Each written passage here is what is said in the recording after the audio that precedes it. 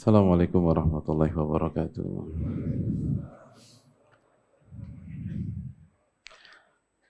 Innal hamdalillah nahmaduhu wa nasta'inuhu wa nastaghfiruh wa na'udzu billahi min syururi anfusina wa min sayyiati a'malina. Man yahdihillahu fala mudilla lahu wa man yudlil fala hadiyalah. Asyhadu an la ilaha illallah wahdahu la syarika lah. Wa asyhadu anna Muhammadan abduhu wa rasuluh. Ya ayyuhalladzina amanu taqullaha haqqa tuqatih wa la tamutunna illa wa antum muslimun. Ya ayyuhan nasu taqu rabbakumul ladzi khalaqakum min nafsin wahidah wa khalaqa minha zawjaha wa batha minhuma rijalan katsiran wa nisaa'a. Wattaqullaha alladzi tasaaluna bihi wal arham. Innallaha kana 'alaikum raqiba. Ya ayyuhalladzina amanu taqullaha wa qulu qawlan sadida. Yuslih lakum a'malakum wa yaghfir lakum dhunubakum. Wa man yuti'illaha wa rasulahu faqad faza fawzan 'azima. Amma ba'du fa inna asdaqal hadithi kitabullah wa khairal hadyi hadi Muhammadin sallallahu alaihi wasallam. Wa syarrul umuri muhdatsatuha wa kullu muhdatsatin bid'ah wa kullu bid'atin dhalalah wa kullu dhalalatin finnar.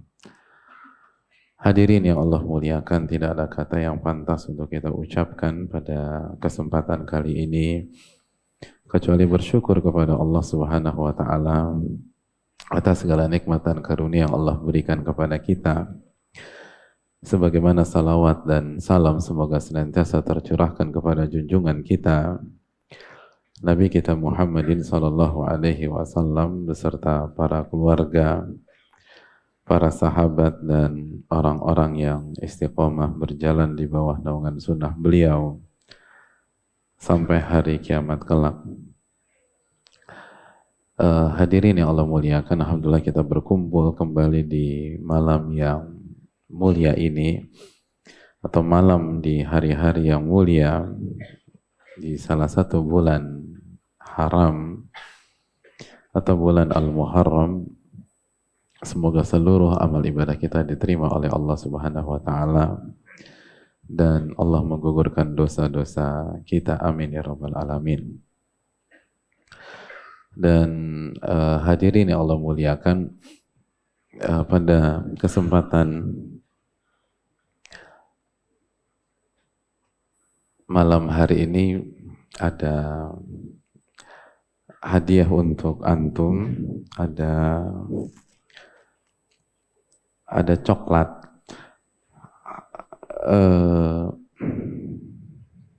Kita di sini jumlahnya ada berapa sih? Loh. Iya. Yang pastinya nggak cukup. Yang pastinya nggak cukup. Tapi Nabi SAW bisa tips agar hadiah ini cukup buat kita.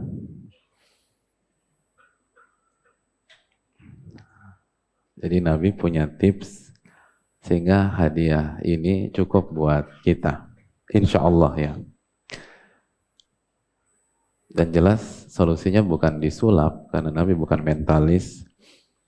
Tapi hadits berikut ini, kata Nabi SAW, ta'amul itsnain kafi tsalatsa. Makanan yang buat 2 orang itu cukup buat 3 orang. Wa ta'amul tsalatsa kafil arba'ah. Dan makanan untuk 3 orang itu sebenarnya cukup buat 4 orang. Hadis sahih riwayat Imam Bukhari dan Muslim. Bukan dalam riwayat Imam Muslim, Nabi SAW mengatakan ta'amul wahid yakfi al-ithnain. Makanan untuk 1 orang sebenarnya itu cukup buat 2 orang. Wa ta'amul ithnain yakfi al-arba'ah. Dan makanan untuk 2 orang itu cukup untuk 4 orang. 4 orang tuh sebenarnya cukup. Wa ta'amul arba'a yakfi thamaniyah. Dan makanan untuk 4 orang itu sebenarnya cukup buat 8 orang. Buat 8 orang. Hadis riwayat Imam Muslim. Gitu hadirin.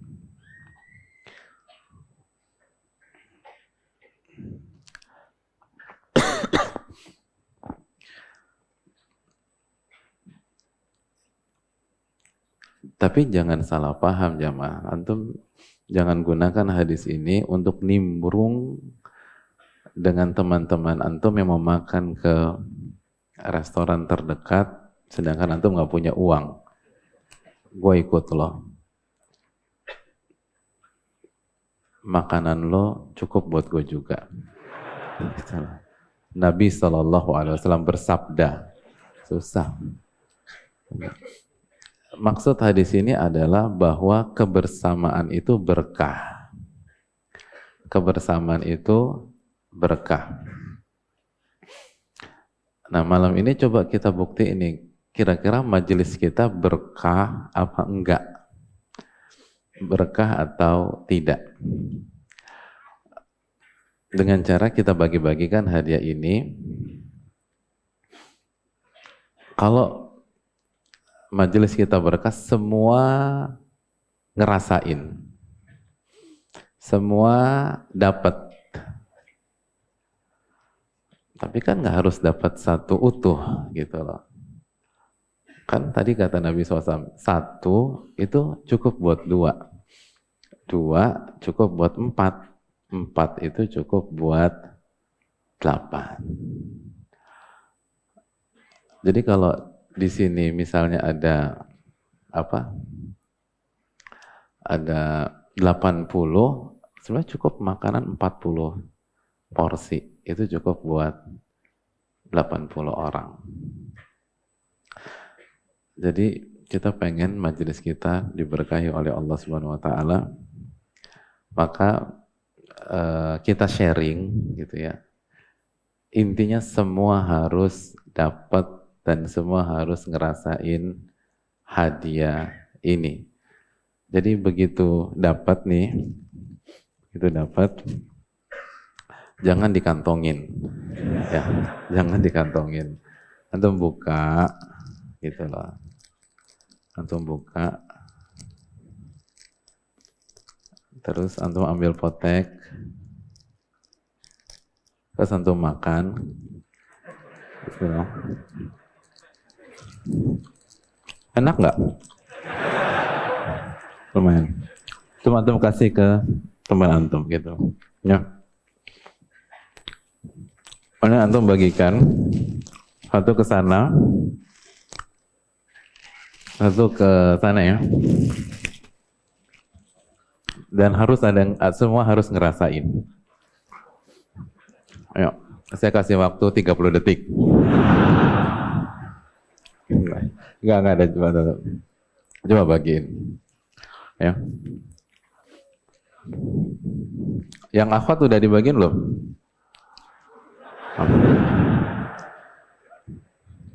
Ya, sabar akhwat. Kita lagi mau melatih para ikhwan bersyukur, para akhwat bersabar. Enggak. Akhwat dapat kok, akhwat dapat. Panitia udah kasih akhwat belum?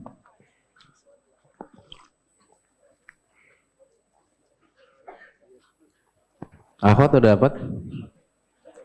Belum juga? Dioper. Jangan berantem ya.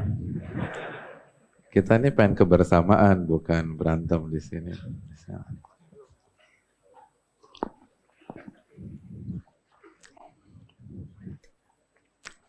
Pokoknya saya nggak mau tahu, semua harus ngerasain. Nanti saya mau cek. Kalau ada nggak ngerasain, berarti yang disalahkan sebelahnya, ya, atau depannya. Antum yakin nggak dengan hadis itu? 1 cukup untuk 2, 2 untuk 4, 4 untuk 8. Jadi bisa tuh jamaah. Gitu. Akhwat udah dapat? Belum juga. Mana sih ini? Jangan-jangan disabotas saja. Mana panitianya? Hah? Mana buat akhwat? Udah ada Ustaz. Oh udah ada. Yuk Neng bagiin. Kamu bawain. Bagian belakang ya. Yang ini nih, jangan yang tadi. Ini sama panci aja.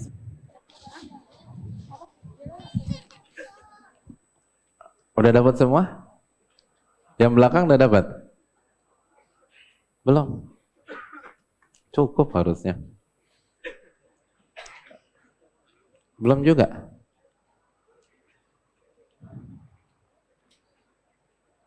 Yang belum dapat siapa? Coba angkat tangan. Oh banyak. Waduh. Apa? Tanggung jawab lah, bagi-bagi loh ya. Harus dapat semuanya. Coba angkat tangan yang belum dapat biar bisa di-share. 1, 2. Biasa aja, biasa. Jangan ke orang belum makan 3 hari. Ini cuma coklat. Tenang, sabar. Susah ya. Kalau makanan kelihatan aslinya semua. Enggak bercanda. Dong di-share ke sana. Yang situ masih banyak yang belum dapat. Oh banyak yang belum dapat. Ayo jamaah, gagal nih kita kalau sampai mereka belum dapat. Saya udah nggak punya stok lagi loh. Harus ada yang share ke sana, ada nggak? Nggak ada. Bisa kok. Total berapa sih nih kalau ikhwan berapa totalnya? Harusnya bisa. Untuk 80 orang cukup makanan 40 kok bisa. Itu di potak-potak dapat.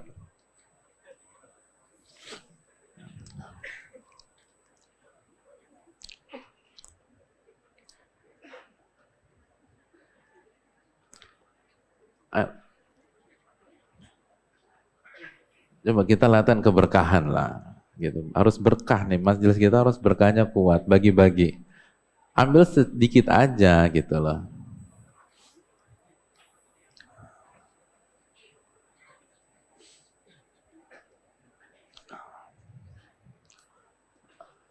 Masih banyak yang belum dapat?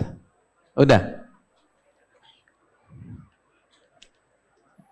Dapat semua? Belum?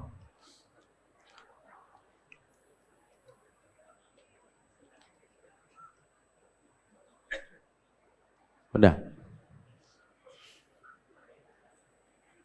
Ibu-ibu kan nggak ada yang diet kan? Ibu-ibu buka coklat biasa diet karbo. Udah?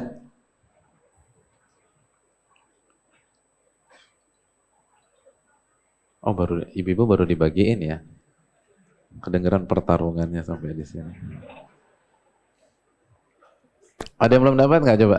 Ikhwan ada? Tuh 1 belum, masih banyak. Ya Allah. Udah habis. Ada yang punya jatah lagi, mereka belum dapat?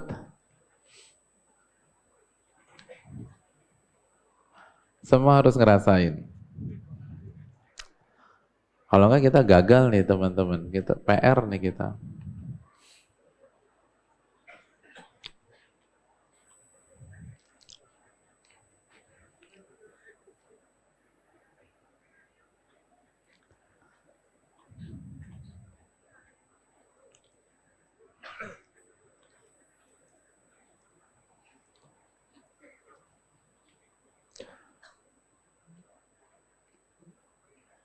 Faris mana Faris? Kenapa? Faris mana Faris? Faris.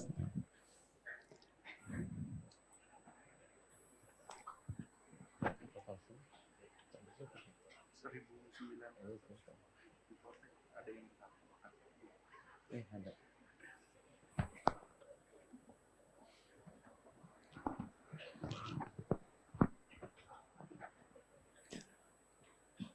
Udah semua?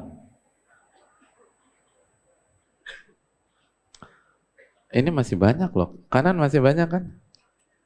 Masih. Satu. Oh, masih banyak.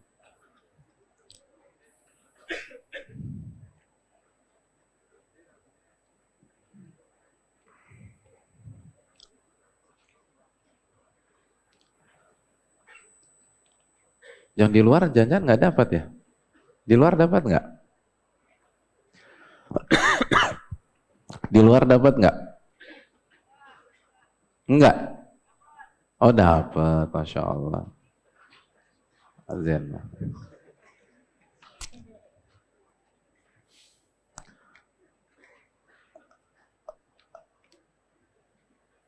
Di akhwat aman?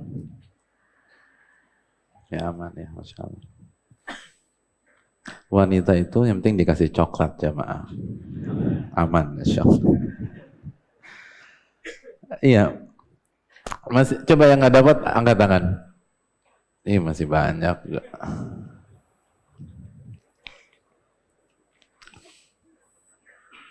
Ya. Ya oke, tenang sebentar. Yang pertama itu masih ada tuh. Itu apa? Ah, masih ada. Langsung dioper-oper aja. Takut nggak nyampe ya? Nah, coba dibagiin. Nggak ada yang mulai ambil dua ya? Nggak ada yang mulai ambil dua. Ini tentang keberkahan. Ini bukan tentang sebuah coklat.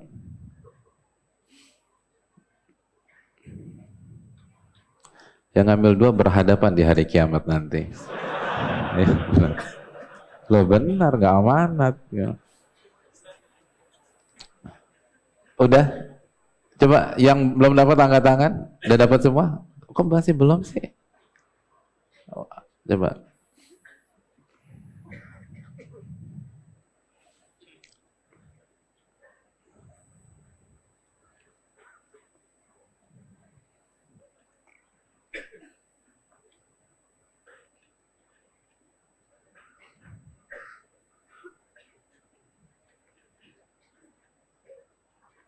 Udah?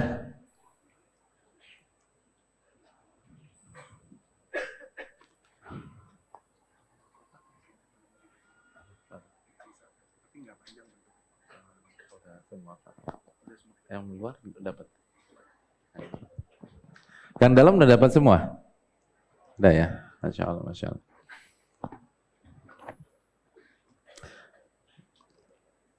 Gimana aman? Sayap kanan? Yang belum dapat angkat tangan. Masih belum juga. Tuh.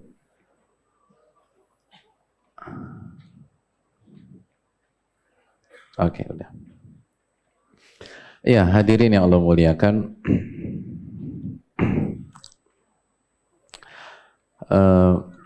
Yang pertama semoga berkenan dengan hadiahnya. Yang kedua, sekali lagi ini bukan tentang coklat. Jadi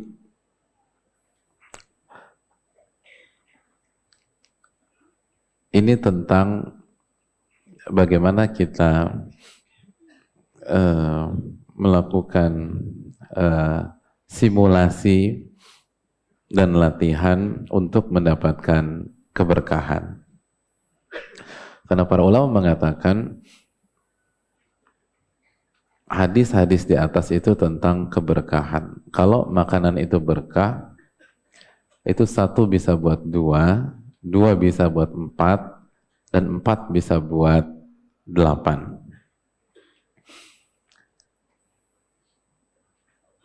Dan harus cukup. Yang dibagikan ke antum itu ada 1.900-an coklat. 1.900-an coklat.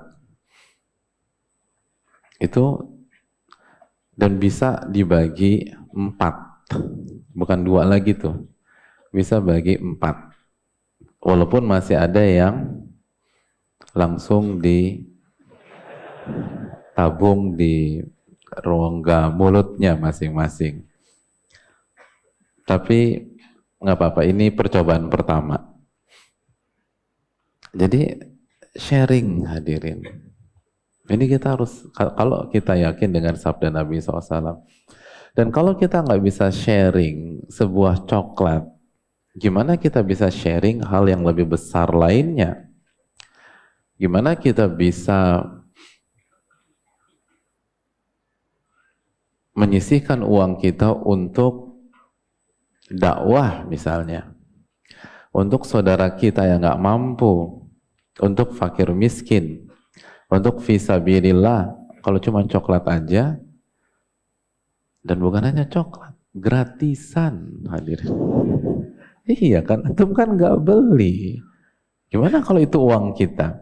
Kalau kita nggak bisa sharing hal sederhana itu, gimana kita bisa sharing hal yang lebih besar?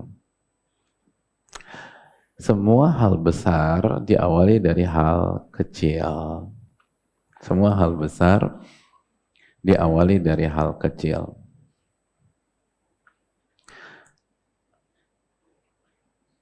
Ini bukan tentang coklat, ini tentang value.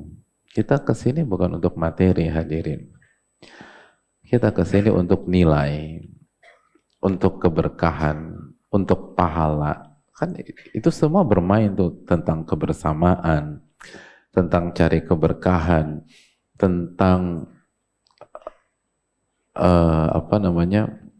mencari pahala dari Allah Subhanahu wa Ta'ala. Lalu juga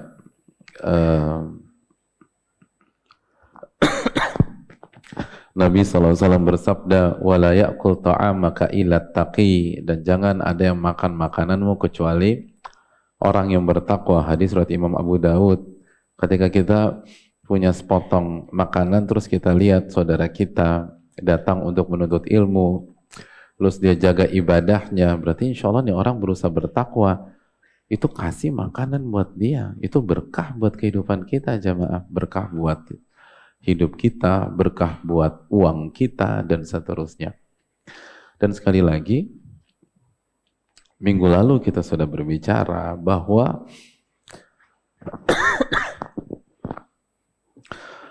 produk dari sebuah dakwah itu manusia, bukan barang. Dakwah itu bidang yang tertinggi, terbaik. Wa man ahsanu qawlan mimman da'a ilallah. Dan ucapan apa yang lebih baik daripada berdakwah di jalan Allah Subhanahu wa Ta'ala. Nggak ada ucapan yang lebih baik daripada berdakwah. Wa man ahsanu qawlan mimman da'a ilallah. Dan ucapan mana yang lebih baik daripada orang yang berdakwah di jalan Allah. Surat Fussilat 33 ini menjelaskan bahwa dakwah adalah bidang terbaik. Wa amilah salihah, dan beramal saleh. Wa qala innani minal muslimin, dan menyatakan, mendeklar bahwa aku termasuk orang-orang muslim. Karena ini bidang terbaik, maka produknya yang terbaik. Dan produknya adalah manusia, bukan barang, bukan sebatas catatan, bukan sebatas teori, tapi bagaimana manusia itu bersikap, menjalani hidup, berpikir, berjalan, melangkah di luar majelis ilmu. Dan tadi kan hal kecil, itu kan praktek tadi. Bisa nggak kita jadi manusia yang berbagi?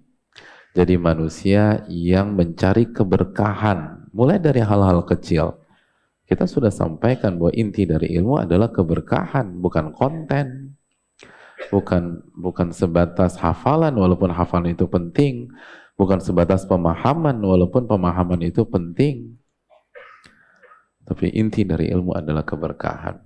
Oleh karena itu hadirin yang Allah muliakan, yang baru saja kita lakukan adalah sebuah hal yang goalnya itu lebih dari satu sisi atau dari satu angle. Ya hadiah, ya kebersamaan, ya keberkahan, ya mencari pahala dari Allah, ya praktek ilmu yang kita sudah pelajari, dan seterusnya. Terima kasih atas sikap yang kooperatif. Semoga kita bisa lebih baik lagi di pertemuan-pertemuan ke depan dan bisa lebih berkah lagi, gitu loh. Gitu. Kalau malam ini 1900, besok berarti berapa tuh? 1500 ya. Percobaan ketiga 1000, Masya Allah. Pertemuan keempat 700. Pertemuan kelima 250, Masya Allah. Lo semakin berani sharing nggak tuh? Dan insya Allah kalau kita bisa sharing, kanallahu fi aunil abdi maka nal abdu fi auni akhi. Allah itu akan bantu saudaranya ketika Allah akan bantu seorang hamba ketika hamba itu bantu sharing ke saudaranya. Jadi banyak hadirin. Kita datang ke sini itu untuk cari ilmu yang berkah. Bukan sekedar ilmu yang banyak atau teori. Kita akan lanjutkan pada sholat Isya. Sudah masuk azan ya? Oh belum? Tadi azan apa tuh? Aduh, subhanallah. Berapa menit lagi sih? Hah? 1 menit lagi.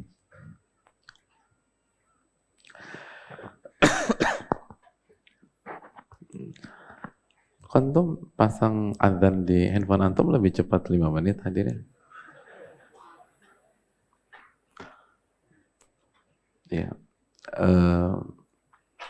Oleh karena itu hadirin yang Allah muliakan, dan semoga ini bulan mulia, ini bulan Al-Muharram, semoga amal ibadah kita dilipat gandakan oleh Allah Subhanahu wa taala. Sekali lagi terima kasih banyak atas sikap yang kooperatif, dan semoga saat kita bisa mulai dari hal-hal kecil, Allah akan berikan taufik kepada kita untuk sharing dalam skop yang lebih besar lagi. Amin ya rabbal alamin. Wa sallallahu wasallam ala nabiyina Muhammad wa ala alihi washabihi ajma'in. Assalamualaikum warahmatullahi wabarakatuh. Alhamdulillah wassalatu wassalamu ala Rasulillah wa ba'd. Hadirin yang Allah muliakan, sebagaimana yang tadi telah kita sampaikan bahwa kita berada di bulan mulia, bulan Al-Muharram, di mana amal ibadah dilipat gandakan oleh Allah Subhanahu wa taala. Sebagaimana dosa pun dilipat gandakan oleh Allah Subhanahu wa taala, sebagaimana riwayat Abdullah bin Abbas terhadap surat At-Taubah ayat 36. Dan disinilah momentum untuk beramal soleh bagi kita, dan momentum untuk mengatakan tidak pada dosa dan maksiat. Dan bukan hanya itu saja, jika kita bisa memaksimalkan bulan ini dengan sebaik-baiknya, maka ada bonus-bonus tambahan yang dipersiapkan untuk kita. Jadi antaranya beribadah dan beramal soleh di saat manusia lalai, hadirin. Kita tahu bagaimana Nabi SAW bersabda dalam hadis riwayat Imam Muslim, al-ibadatu fil haraji kal hijrati ilayya. Beribadah di saat al-haraj, di antara maknanya ketika manusia lalai, maka pahalanya seperti berhijrah kepada diriku. Itulah penuturan Nabi kita SAW, berhijrah ke Rasul Sallallahu Alaihi Wasallam. Dan kita tahu bahwa para sahabat ketika berhijrah ke Rasul Sallallahu Alaihi Wasallam, maka beliau atau mereka mengorbankan semuanya. Mereka korbankan tanah, air mereka, mereka korbankan harta mereka, mereka korbankan hewan ternak mereka, mereka korbankan properti mereka, mereka korbankan dan mereka tinggalkan keluarga mereka, pergi ke Madinah mengikuti Nabi kita Sallallahu Alaihi Wasallam. Dan Nabi mengatakan sekali lagi, orang yang beribadah di saat al-haraj, di zaman fitnah, atau pada saat manusia lalai, maka pahalanya seperti berhijrah ke Rasul Sallallahu Alaihi Wasallam. Dan kita tahu banyak orang melalaikan bulan Al-Muharram sebagai bulan yang mulia. Tidak ada penyambutan yang semestinya, tidak ada spirit beribadah sebagaimana seyogyanya. Maka ini adalah kesempatan bagi orang yang punya ilmu dan belajar untuk memanfaatkan kondisi sebagai lumbung pahalanya. Lalu bukan berhenti sampai di sini saja jamaah. Orang yang semangat mengisi bulan Al-Muharram, maka ia pun mendapatkan pahala perintis kebaikan, perintis amal soleh, penghidup sunnah Nabi SAW yang sudah hampir punah, sebagaimana sabda Nabi SAW dalam hadis riwayat Imam Muslim, "Man sanna fil Islami sunnatan hasanatan falahu ajruha wa ajru man amila biha min ghairi an yanqusa min ujurihim syai'." Barang siapa yang menghidupkan sunnah Nabi yang hampir punah, yang sudah langka di masyarakat, maka dia akan mendapatkan pahala hal tersebut, pahala menghidupkan sunnah Nabi, kembali merintis sunnah Nabi SAW, dan dia akan mendapatkan pahala orang-orang yang mengikuti dia, yang terinspirasi oleh dia, yang terpengaruh oleh dia, sehingga semangat menghidupkan sunnah tersebut. Dan salah satu sunnah Nabi SAW yang mulai langka di masyarakat, yang sudah tidak dikenal oleh banyak di antara kita, adalah memperbanyak ibadah di bulan Al-Muharram sebagai satu dari 4 bulan haram. Oleh karena itu jamaah sekalian, maksimalkan ibadah kita, kajian seperti ini, lalu sholat, puasa, zikir, perbanyak doa di bulan ini, lalu perbanyak membaca Al-Quranul Karim, dan sebagaimana juga perkuat amal soleh yang bersifat horizontal, birrul walidain, berikan hadiah kepada orang tua, lalu juga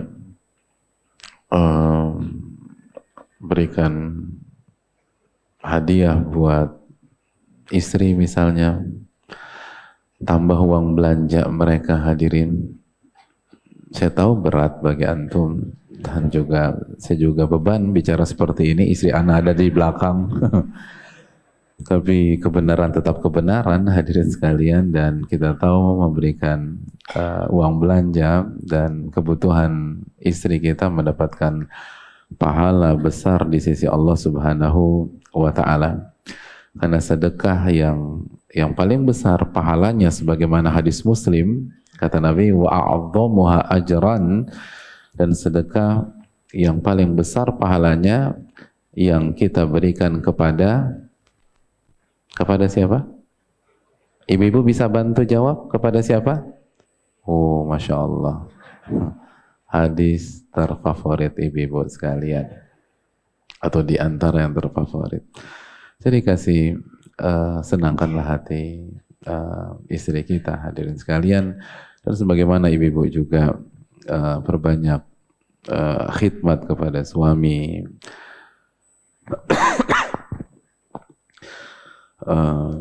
layani suami dengan baik gitu loh, maksimalkan kebersamaan kita dengan beliau, buat ridho suami kita jamaah sekalian, servis suami kita, buatkan makanan kesukaannya, buatin kopi, jangan andelin bibi. Kalau bulan-bulan yang kita biasa jago berteriak-teriak, bi, buatin kopi buat bapak, tapi bulan ini kita turun langsung ke dapur untuk membuatkan secangkir kopi spesial buat suami kita.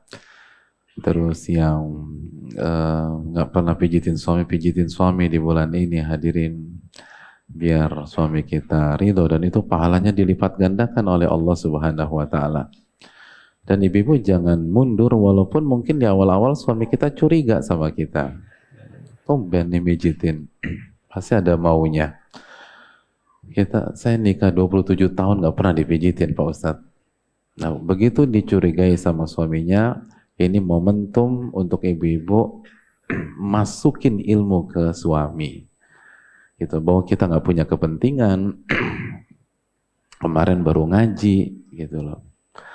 Ternyata bahwa bulan ini pahala dilipat gandakan, dan kita ingin mendapatkan pahala dengan cara mencari ridho suami dan menservis suami, gitu. Bicara begitu ke suami, ibu-ibu sekalian, gitu loh. Jadi bilangnya, jadi yang kemarin tuh aku ikut kajian, kata ustadznya, aku tuh harus lebih baik lagi menservis kamu khususnya di bulan ini. Ini sunnah Nabi SAW. Cuman sebulan kok yang, cuman sebulan. Oh. Itu endingnya buruk hadirin. Harusnya jangan bilang begitu. Jadi kan senang suami, ya Allah, ternyata kajian kamu tuh ngajarin begitu. Iya. Oh, disupport kita untuk ngaji. Suruh ngaji terus hadirin, Masya Allah. Gitu loh. Kalau begini aku dukung kamu datang ke kajian, kata suami kita. Jadi hadirin yang Allah muliakan, perbanyak amal ibadah. Apa saja yang penting ada dalilnya dan valid dari Al-Quranul Karim dan hadis Nabi SAW dengan pemahaman yang benar tentu saja. Tapi kalau kita dikejar lagi, terus amal ibadah apa yang paling afdol atau yang lebih tepat, yang spesialis di bulan ini? Tentu saja jawabannya adalah berpuasa, hadirin sekalian. Sebagaimana hadis Muslim, Nabi SAW mengatakan bahwa sebaik-baik sholat setelah sholat wajib adalah qiyamul lail, dan sebaik-baik puasa setelah Ramadan adalah berpuasa di Syahrillahil Muharram, di bulan Allah yang bernama Al-Muharram. Jadi perbanyak puasa di bulan ini, hadirin sekalian, karena ini bulan terbaik untuk berpuasa sunnah setelah bulan suci Ramadan. Tapi perlu kita ingat nasihat dari Al-Imam Asy-Syafi'i rahimahullah, jangan disamakan dengan Ramadan dengan cara difullkan. Jadi dibolongkan lah gitu loh. Mungkin dibolongkan di awal, mungkin dibolongkan di tengah, mungkin dibolongkan di akhir gitu loh. Terserah kita gitu. Tapi jangan sampai bolongnya 28 hari hadirin. Berarti kan kita puasa cuma sehari doang di bulan ini. Padahal Nabi mengatakan sebaik-baik puasa setelah Ramadan adalah berpuasa di bulan Allah yang bernama Al-Muharram. Dan kalau kita butuh yang lebih spesifik lagi, maka tentu saja jawabannya adalah puasa Ashura, yaitu puasa di tanggal 10 Al-Muharram. 10 Al-Muharram. Puasa yang sangat prestisius hadirin sekalian. Tidak heran karena Nabi SAW bersabda dalam hadis Muslim, "Ahtasibu 'ala Allahi an yukaffira as-sanata allati qablah." Aku berharap bahwa Allah menghapuskan dosa kita pada setahun ini dengan kita berpuasa di tanggal 10 Al-Muharram atau yang dinamakan puasa Ashura. Jadi pastikan kita berpuasa di tanggal 10 Al-Muharram. Dan hadirin yang Allah muliakan, Abdullah bin Abbas pernah memberikan informasi kepada kita. Beliau mengatakan, "Ma ra'aitun Nabiyya sallallahu alaihi wasallam yataharra siyama yaumin faddalahu ala ghairihi illa hadzal yaum, yaum Asyura." Aku tidak pernah melihat Nabi kita atau Nabi SAW lebih menjaga, bersungguh-sungguh berpuasa dalam sebuah hari yang beliau utamakan dibanding hari-hari yang lain, dibanding hari ini, kata Ibnu Abbas, yaitu hari Asyura. Jadi Nabi sangat menjaga puasa Asyura. Jangan sampai kelewatan, jangan sampai kebablasan. Jangan sampai baru ngecek puasa Asyura tanggal 17. Kapan nih gue rencana puasa Asyura? Loh itu udah 7 hari yang lalu mas, gitu loh. Akhirnya lewat. Jadi pastikan kita berpuasa dan ingat berpuasa tanggal 10 Al-Muharram, bukan 10 September jamaah. Alhamdulillah gue udah puasa tanggal 10. 10 apa? 10 September. Gak ada dalilnya hadirin sekalian. Puasa tuh puasa tanggal 10 Al-Muharram. Ini yang perlu kita camkan bersama-sama. Dan hadirin yang Allah muliakan, para sahabat pun semangat berpuasa tanggal 10 Al-Muharram. Para sahabat Nabi itu sangat semangat, sebagaimana dibawakan oleh Al-Aswad bin Yazid. Kata beliau, "Ma ra'aitu ahadan kana amira bi shaumi Asyura min Ali bin Abi Thalib wa Abi Musa al-Asy'ari." Aku tidak pernah melihat seorang pun yang lebih semangat mengajak orang berpuasa di hari Asyura atau di tanggal 10 Al-Muharram seperti semangatnya Ali bin Abi Thalib dan Abu Musa al-Asy'ari. Ali bin Abi Thalib dan Abu Musa al-Asy'ari. Dan hadirin yang Allah muliakan, sampai-sampai Abdullah bin Abbas radhiyallahu ta'ala anhuma itu berpuasa Asyura walaupun sedang safar. Walaupun sedang safar. Walaupun sedang safar. Beliau berpuasa tanggal 10 Al-Muharram. Jadi ketika bagi kita-kita yang punya schedule traveling, punya schedule keluar kota, atau mungkin safar keluar negeri, karena urusan kerjaan dan lain sebagainya, ini tidak ini tidak menjadi halangan bagi kita untuk berpuasa pada tanggal 10 Al-Muharram. Kecuali kalau memang memberatkan, kecuali mungkin lagi sakit, atau bisa membuat aktivitas safar kita bermasalah, itu perkara lain. Makanya para ulama mengatakan berpuasa atau hukum serta kaidah berpuasa sunnah pada saat safar itu seperti hukum dan kaidah berpuasa wajib ketika safar, ketika Ramadan pada saat kita safar di sana. Jadi hadirin sekalian yang dirahmati oleh Allah Subhanahu wa taala, tidak ada masalah. Tidak ada masalah. Bahkan jamaah nama-nama besar seperti Al-Imam Az-Zuhri itu bahkan ketika safar beliau berpuasa Asyura. Sedangkan ketika beliau safar di Ramadan itu beliau berbuka dan mengqadanya. Makanya hal itu menggelitik di benak banyak pihak. Kenapa Imam Az-Zuhri rahimahullah seakan-akan lebih mementingkan puasa Asyura dibanding puasa Ramadan? Karena ketika beliau safar tanggal 10 Al-Muharram, beliau tetap berpuasa Asyura. Tapi ketika beliau safar ketika Ramadan, beliau berbuka. Sebagaimana dibawakan Az-Zahabi dalam Siyar A'lamin Nubala. Lalu hal ini ditanyakan kepada Al-Imam Az-Zuhri rahimahullah. Apa jawaban beliau? Kata beliau, adapun puasa Ramadan, kalau saya berbuka, fa'iddatun min ayyamin ukhar. Beliau membawakan langsung redaksi firman Allah dalam surat Al-Baqarah ayat 185. Jadi Allah berfirman, kalau Anda berbuka, Anda bisa ganti di waktu-waktu lain selain Ramadan. Fa'iddatun min ayyamin ukhar.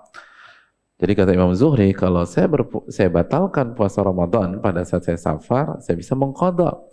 Adapun puasa Asyura, kalau saya nggak puasa, saya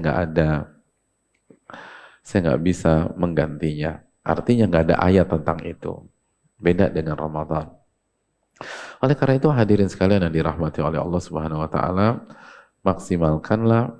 maksimalkanlah kebersamaan kita dengan tanggal 10 Al-Muharram nanti dengan berpuasa sunnah Asyura, dan ini menghapuskan dosa 1 tahun ini. Dan hadirin yang Allah muliakan, jangan sampai juga kita terjebak dengan talbis iblis, terjebak dengan tipu daya iblis. Karena ada sebagian orang itu sengaja tidak puasa Asyura. Kita tidak bicara dosa, karena ini jelas puasa sunnah. Tapi orang ini nggak puasa tanggal 10 Al-Muharram. Dan ketika ditanya, Mas, kenapa Anda nggak puasa di tanggal 10 Al-Muharram? Tenang aja, kemarin aku udah ngaji bahwa puasa ini menghapuskan dosa 1 tahun ini. Dan saya sudah puasa Arafah bulan lalu. Arafah bulan tahun ini dan tahun ini ke belakang dan tahun ini ke depan. Udah 2. Buat apa saya puasa Asyura? Kan udah Arafah. Bahkan kelebihan 1 tahun lagi nih. Gitu katanya. Saya mau dosa lagi, subhanallah. Na'udzubillah, na'udzubillah. Iya nggak hadirin? Kan Arafah tuh puasa nggak? Yang nggak wukuf puasa Arafah. Dan puasa Arafah kan menggugurkan setahun ke belakang dan setahun ke depan. Sedangkan Asyura tahun ke belakang aja. Berarti udah dong, clear dong. Buat apa lagi kita puasa Asyura? Benar juga ya Pak Ustadz ya. Hadirin yang Allah muliakan, ini adalah permainan dari syaitan agar kita tidak semangat beribadah. Hadirin, tidak ada yang tahu kalau kita puasa Arafah, puasa kita diterima sama Allah Subhanahu wa taala. Itu kan pahala kalau diterima. Kalau enggak gimana? Kalau enggak, ini kesempatan kita untuk menggugurkan dosa-dosa kita kembali. Dan yang kedua, kalau diterima, emangnya sempurna? Siapa di antara kita bisa puasa sempurna hari ini? Dengan segala hiruk pikuk kota ini misalnya. Kita tahu puasa yang sempurna adalah mempuasakan mata, mempuasakan telinga, mempuasakan lisan. Siapa yang bisa demikian secara 100%? Sebuah hal yang sangat sulit. Belum lagi makom tertinggi, kata Al-Imam Ibnu Qudamah, bermain dengan puasa hati terhadap virus-virus hati. Siapa di antara kita bisa bermain seperti itu secara 100%? Maka hadirin yang Allah muliakan, disitulah hikmahnya banyak sekali Allah berikan varian-varian ibadah. Sehingga ketika kita tidak maksimal di kotak A, kita punya kotak B. Ketika kita nggak maksimal di kotak B, kita punya kotak C. Ketika kita nggak maksimal di kotak C, kita punya kotak D. Sehingga semoga dengan berusaha bertakwa kepada Allah semaksimal mungkin, kita bisa mendapatkan hal tersebut. Sekali lagi, jangan tertipu dengan talbis iblis. Karena banyak, bahkan Al-Imam Ibnul Jauzi membawakan bahwa ada orang ketika tahu bahwa keutamaan puasa Asyura menghapuskan dosa selama 1 tahun, akhirnya pada tanggal 10 Al-Muharram, kata Ibnul Jauzi, orang ini berpuasa, tapi begitu adzan zuhur dia berbuka dengan sengaja. Bayangkan, puasanya nggak sampai maghrib, cuman sampai zuhur. Ketika ditanyakan, kenapa Anda berpuasa sampai zuhur? Kalau saya cukup 6 bulan aja. 6 bulan aja. Ya Allah. Subhanallah, luar biasa. Kan 1 tahun sampai maghrib. Kalau sampai zuhur 6 bulan berarti 50%. Subhanallah. Allahu Akbar.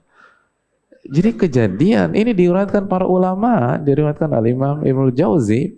Oleh karena itu hadirin yang Allah muliakan, jangan terjebak dengan hal tersebut. Kalau dunia orang bisa semangat, kenapa di akhirat kita nggak semangat? Ini hal yang perlu kita camkan bersama-sama hadirin yang Allah muliakan.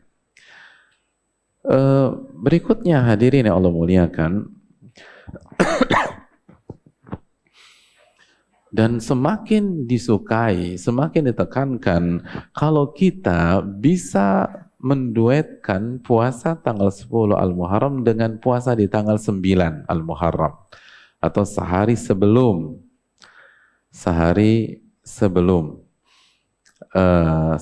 H-1 puasa Tasu'a, kalau pakai istilah kita puasa Tasu'a.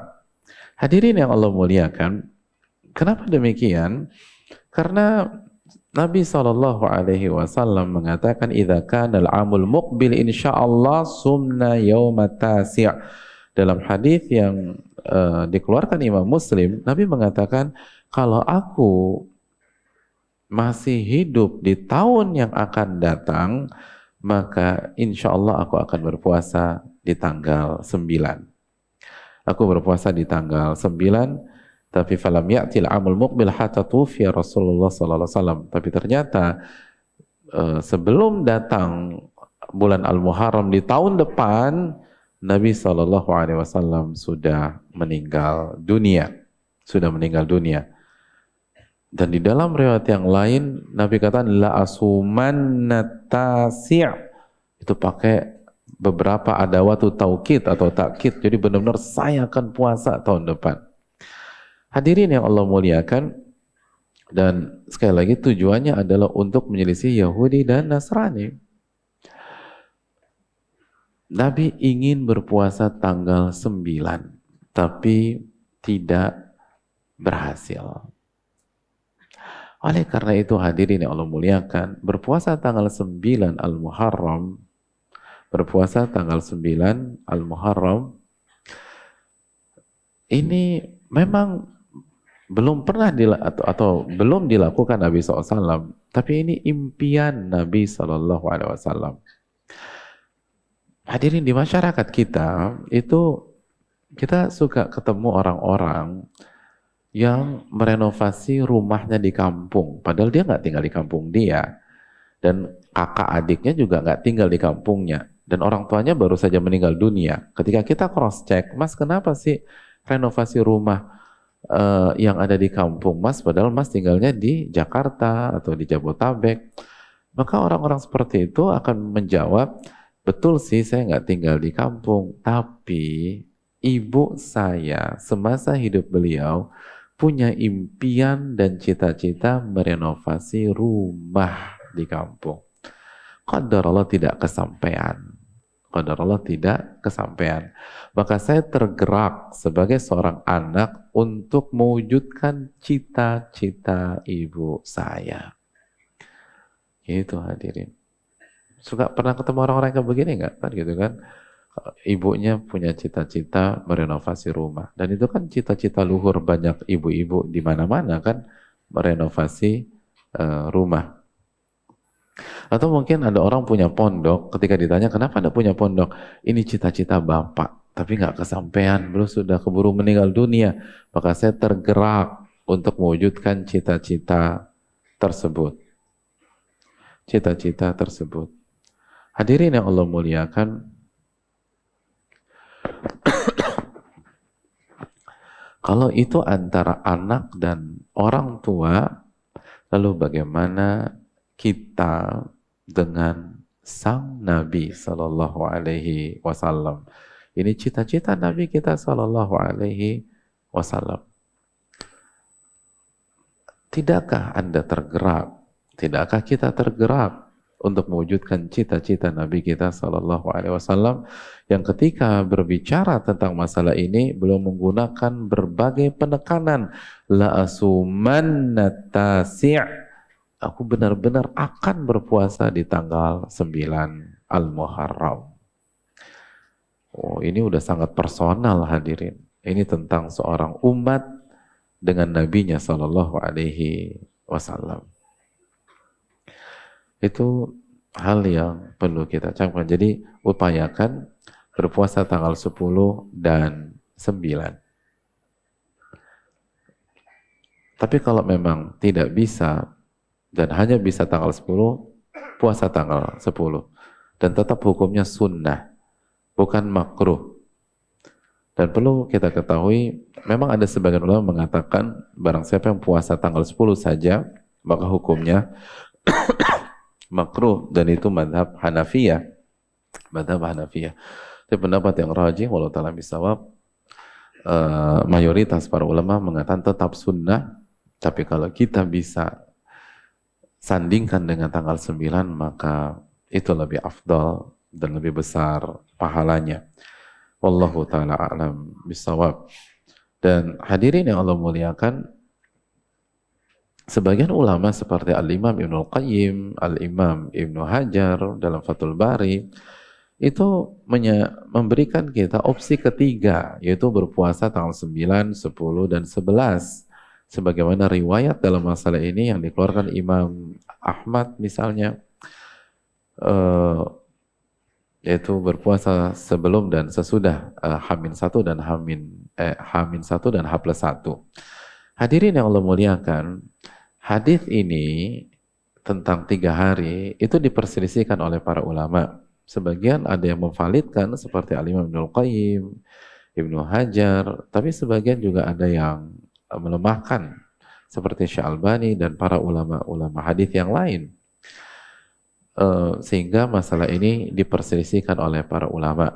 Ada yang mengatakan 3 hari seperti Ibnu Hajar, seperti Ibnu Qayyim, dan juga Imam Syafi'i dalam kitab tapi ada yang mengatakan 2 hari.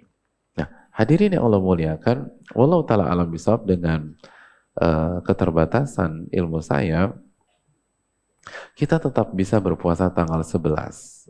Kita bisa tetap berpuasa tanggal 11 dengan keumuman memperbanyak puasa di bulan Al-Muharram.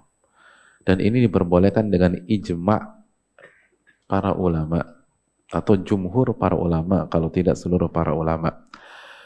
Yang diperselisihkan adalah apakah dia masuk ke bagian Asyura apa tidak. Tetapi fadilah pahala puasa di bulan Al-Muharram, maka itu didapatkan sebagaimana keterangan dari Syekh Saleh Al-Utsaimin hafizahullah ta'ala. Jadi sekali lagi, kalaupun hadis itu lemah, kita tetap bisa puasa karena keumuman memperbanyak puasa di bulan Al-Muharram. Kan memperbanyak bisa tanggal 1, bisa tanggal 2, bisa tanggal 3, bisa tanggal 7, bisa tanggal 8, bisa tanggal 11, bisa lanjut terus 11, 12, lalu Ayyamul Bid 13, 14, 15, lanjut lagi 16, 17. Perbanyak puasa pada bulan ini jamaah sekalian. Wallahu ta'ala alam bisawab. Jadi ini hal yang perlu kita camkan bersama-sama. Jamaah yang Allah muliakan, dan tentu saja ketika kita tahu puasa Asyura adalah puasa yang penuh dengan keutamaan, maka semakin kita bisa berpuasa Asyura bukan hanya dengan fisik kita, tapi juga dengan hati kita, sebagaimana keterangan Al-Imam Ibnu Qudamah ketika berbicara tentang puasa dalam Mukhtasar Minhajul Qasidin, bahwa makom tertinggi adalah makom hati dalam berpuasa. Maka ada baiknya sambil kita berpuasa nanti puasa Asyura, kita pun juga merenungkan tentang mulianya hari Asyura tersebut. Hadirin yang Allah muliakan, ada sebuah hadis yang dikeluarkan Bukhari dan Muslim dari jalur Abdullah bin Abbas atau dari jalan Abdullah bin Abbas. Ketika Nabi datang ke kota Madinah, Abdullah bin Abbas menceritakan tentang kejadian tersebut. Kata Abdullah bin Abbas, qadima Rasul sallallahu alaihi wasallam al-Madinah. Nabi datang ke kota Madinah. Fara'al Yahuda tasumu Asyura. Lalu Nabi melihat orang-orang Yahudi berpuasa pada hari Asyura. Jadi orang-orang Yahudi pun berpuasa pada hari Asyura. Faqala ma hadha. Lalu Nabi bertanya kepada mereka, ini hari apa? Ini hari apa di sisi kalian? Gitu loh. Kok tumben? Kok kalian puasa? Kenapa kalian berpuasa? Ini kalian puasa hari apa? Qalu hadza yaumun saleh. Kata orang-orang Yahudi, ini adalah hari yang saleh. Ini adalah hari yang saleh. Dalam riwayat yang lain, yaumun azim, hari yang mulia, hari yang agung. Jadi mereka mengatakan ini hari yang saleh, ini hari yang baik. Najjallahu fihi Musa wa bani Israil min aduwihim fasamah. Di hari ini Allah menyelamatkan Nabi Musa dan pengikutnya Bani Israel dari musuh mereka Fir'aun. Maka Nabi Musa pun berpuasa pada hari ke-10 dari Al-Muharram. Faqala Nabi SAW, maka Nabi SAW bersabda, Ana ahaqqu bi Musa minkum, saya lebih berhak mengikuti Nabi Musa daripada kalian, atau bersyukur terhadap apa yang didapatkan Nabi Musa daripada kalian. Fasaman Nabi SAW fa'amara bisiyami, maka Nabi berpuasa pada hari ke-10 Al-Muharram dan memerintahkan para sahabatnya untuk berpuasa. Hadirin yang Allah muliakan, lihat, Nabi tidak mengingkari data yang disampaikan orang-orang Yahudi. Nabi SAW, beliau mengatakan, saya lebih berhak daripada kalian. Saya lebih berhak daripada kalian. Jadi data kalian benar dan saya harus lebih berhak daripada kalian. Ini menunjukkan bahwa hari ini atau hari ke-10 dari Al-Muharram adalah hari yang soleh dan hari yang agung, hari di mana Allah menyelamatkan Nabi Musa dan Bani Israel dari kejaran Fir'aun. Dan hadirin yang Allah muliakan, oleh karena itu renungkanlah ketika kita puasa tanggal 10, renungkan bahwa di hari ini nih Allah memenangkan ahli tauhid terhadap ahli kesyirikan, karena Fir'aun telah melakukan syirik yang sangat luar biasa, bahkan syirik rububiyah, hadirin sekalian, dengan mengaku Tuhan. Ini adalah kebenaran terhadap kebatilan, kemenangan ketawaduan terhadap kesombongan.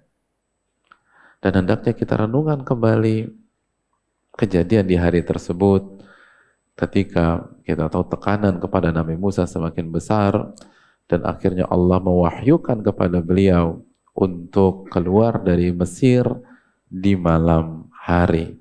Itu kan yang Allah firmankan dalam surat Thaha ayat 77. Ketika Allah berfirman, وَلَقَدْ أَوْحَيْنَا إِلَى مُوسَى أَنْ أَسْرِ بِعِبَادِي, dan sungguh telah kami wahyukan kepada Nabi Musa untuk keluar dari Mesir di malam hari bersama hamba-hambaku. Dalam surat Ad-Dukhan ayat 23, Allah pun juga menjelaskan fa'asri bi'ibadi laylan, keluarlah bersama hamba-hambaku di malam hari. Di malam hari, berarti di malam ke-10 dari Al-Muharram. Hadirin yang Allah muliakan. Dan Nabi Musa sami'na wa ata'na.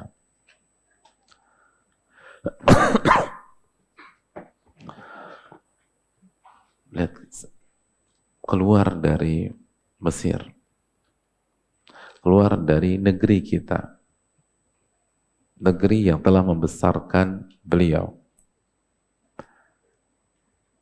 Ini mental ini yang harus kita punya, hadirin. Dan lihat firman Allah dalam surat Ad-Dukhan ayat 23. Apa kata Allah? Fa'asri bi'ibadi laylan innakum muttaba'un. Keluarlah bersama dengan hamba-hambaku, pengikutmu, jamaahmu yang setia, yang beribadah kepada diriku di malam hari. Innakum muttaba'un. Sesungguhnya kalian, apa kata Allah? Sesungguhnya kalian akan dikejar atau diikuti. Innakum muttaba'un. Coba kalau antum ada di posisi Nabi Musa atau pengikutnya, antum keluar nggak dari Mesir? Kan ini perintah unik, hadirin. Fa'asri bi'ibadi laylan innakum muttaba'un. Keluarlah dari Mesir di malam hari bersama hamba-hambaku, kalian innakum, inna, kalian pasti dikejar Tauhid ini hadir, pasti dikejar. Lihat ya, perintah kan unik, beda dengan perintah mainstream. Orang kan kalau suruh antum keluar, misalnya antum lagi dalam pelarian gitu, dia bilang, bro, lo harus keluar malam ini. Kalau enggak, mereka akan bisa mengetahui jejakmu di kota ini, misalnya begitu. Atau Anda harus keluar malam ini, nanti ada yang atur. Insya Allah nggak ada yang tahu, aman. Gitu. Itu kan mengangkat moral kita. Tapi kalau perintahnya, lo harus keluar, dan lo pasti dikejar. Kan lo mikir juga, gimana sih ini gitu kan. Ya nggak sih, atau mikir nggak sih? Anda harus keluar malam ini, dan Anda pasti dikejar. Jadi ketahuan, dikejar tuh. Yang kejar siapa hadirin? Hah? Yang kejar siapa? Fir'aun. Oh, mikir hadirin. Duh, gimana sih? Harusnya kan keluar aman ya. Harusnya kan diem-diem malam lagi. Ya, kenapa keluar malam? Keluar siang aja kalau main kejar-kejaran. Kan logika manusia tuh bermain kalau dapat perintah kayak begini hadirin. Ya nggak sih hadirin sekalian? Kan dikejar nih. Kan biasanya kalau keluar malam biar apa? Biar nggak ketahuan, biar tidak terdetek, biar bisa tidak tertangkap radar. Tapi ini fa innakum muttabaun. Gitu hadirin. Antum keluar nggak ngomong-ngomong? Gitu. Makanya antum nggak ada pada saat itu karena memang kualitasnya beda hadirin sekalian. Dan Nabi Musa kan cerdas banget. Ini Bani Israel Nabi Musa hadirin sekalian. Sangat-sangat cerdas. Tapi ketika Allah perintahkan untuk keluar, sami'na wa ata'na gitu. Sama kayak kita nih. Disuruh, hitung-hitungan gak masuk nih. Udah sami'na wa ata'na. Sami'na wa ata'na. Kalau memang jelas, kalau bahasa usul fikih, dalalahnya itu qat'iyatu dalalah. Udah jelas, udah kita harus ke sana. Yang dalil yang mengharamkan jelas udah. Tidak ada khilafnya. Kalau ada khilaf nggak kuat. Udah jelas, ini haram misalnya. Atau ini perintah Allah, Anda harus ke sana. Udah hadirin. Walaupun, sekali lagi, secara itu nggak bisa. Ini berat. Resikonya besar. Ini ayatnya fa innakum muttaba'un. Kalian pasti akan diikuti dan dikejar oleh Fir'aun. Gitu hadirin. Seperti itu. Hadirin ya Allah muliakan. Dan benar gitu loh. Benar. Ini bukan bercanda hadirin. Ini benar. Makanya kan apa kata Allah Subhanahu wa taala dalam surat Asy-Syu'ara ayat 60, fa'atba'uhum musyriqin. Dan Fir'aun mengejar mereka dan mendekati mereka di waktu pagi. Gitu. Dari malam pas waktu pagi udah tuh. Ketemu sama Fir'aun di waktu pagi. Fa'atba'uhum musyriqin. Fir'aun berhasil mengejar mereka di saat waktu pagi. Dari malam diintar. Gitu. Kalau kita di rombongan Nabi Musa, gimana hadirin? Ternyata beneran tuh, innakum muttabaunnya beneran. Saya pikir bohongan Pak Ustadz gitu. Pikir cuma tes the water doang. Bener, Fir'aun di belakang. Oh itu begini hadirin. Fir'aun di belakang. Fir'aun di belakang. Dan benar kan, terjadi kegoncangan di tengah-tengah rombongan Nabi Musa pada hari itu. Di tanggal 10 Al-Muharram. Dan Allah jelaskan di dalam surat Asy-Syu'ara ayat berikutnya, ayat ke-61. Falamma tara al-jam'an qala ashabu Musa inna lamudrakun. Dan ketika kedua belah pihak sudah saling melihat satu dengan yang lain, Nabi Musa atau Fir'aun dan bala sudah melihat Nabi Musa dan rombongan di depan. Dan Nabi Musa dan rombongan kalau menoleh ke belakang sudah melihat Fir'aun mengejar mereka. Di saat itu, ashabu Musa, sahabat-sahabat Nabi Musa atau jamaah-jamaah Nabi Musa, orang yang beriman kepada Allah. Sebagian yang Allah katakan ibadi dalam surat Ad-Dukhan yang kita sudah baca tadi. Mengatakan inna lamudrakun. Kita pasti ketangkap udah. Bayangin inna pakai ada apa? Ada min ada waktu taukid lagi. Kita pasti ketangkap. Ada lam taukid lagi di situ. Jadi udah pasti ketangkap udah. Udah nggak pakai insya Allah lagi. Insya Allah ketangkap udah nggak ada tuh. Udah pasti ketangkap. Oh, ini kan bukan orang-orang sembarangan hari. Goncang. Ketangkap. Dan depan kan laut merah. Bayangkan depan laut. Lalu belakang Fir'aun. Gimana kita tuh hadirin? Itu yang terjadi di tanggal 10 Al-Muharram di pagi hari. Bingung orang. Hadirin yang Allah muliakan. Tapi Nabi Musa menunjukkan levelnya hadirin. Beliau langsung menjawab. Qala kalla inna ma'iya rabbi sayahdin. Sekali-sekali bukan begitu cara berpikirnya. Inna ma'iya rabbi sayahdin. Sesungguhnya karena mereka sok mastiin, Nabi Musa juga kasih penekanan inna ma'iya rabbi sayahdin. Sesungguhnya Rabbku bersama denganku, sayahdin, akan memberikan petunjuk kepadaku dan kita semua. Masya Allah hadirin. Dijawab langsung. Dijawab. Kalau kita diragukan oleh banyak pihak, bisa nggak kita jawab langsung? Udah ketangkep deh, ketangkep. Manusia itu lemah dengan apa yang dia dengar hadirin. Manusia itu lemah dengan apa yang dia dengar. Bahkan yang dia jalani aja,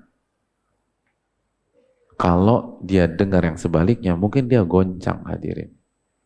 Dia goncang.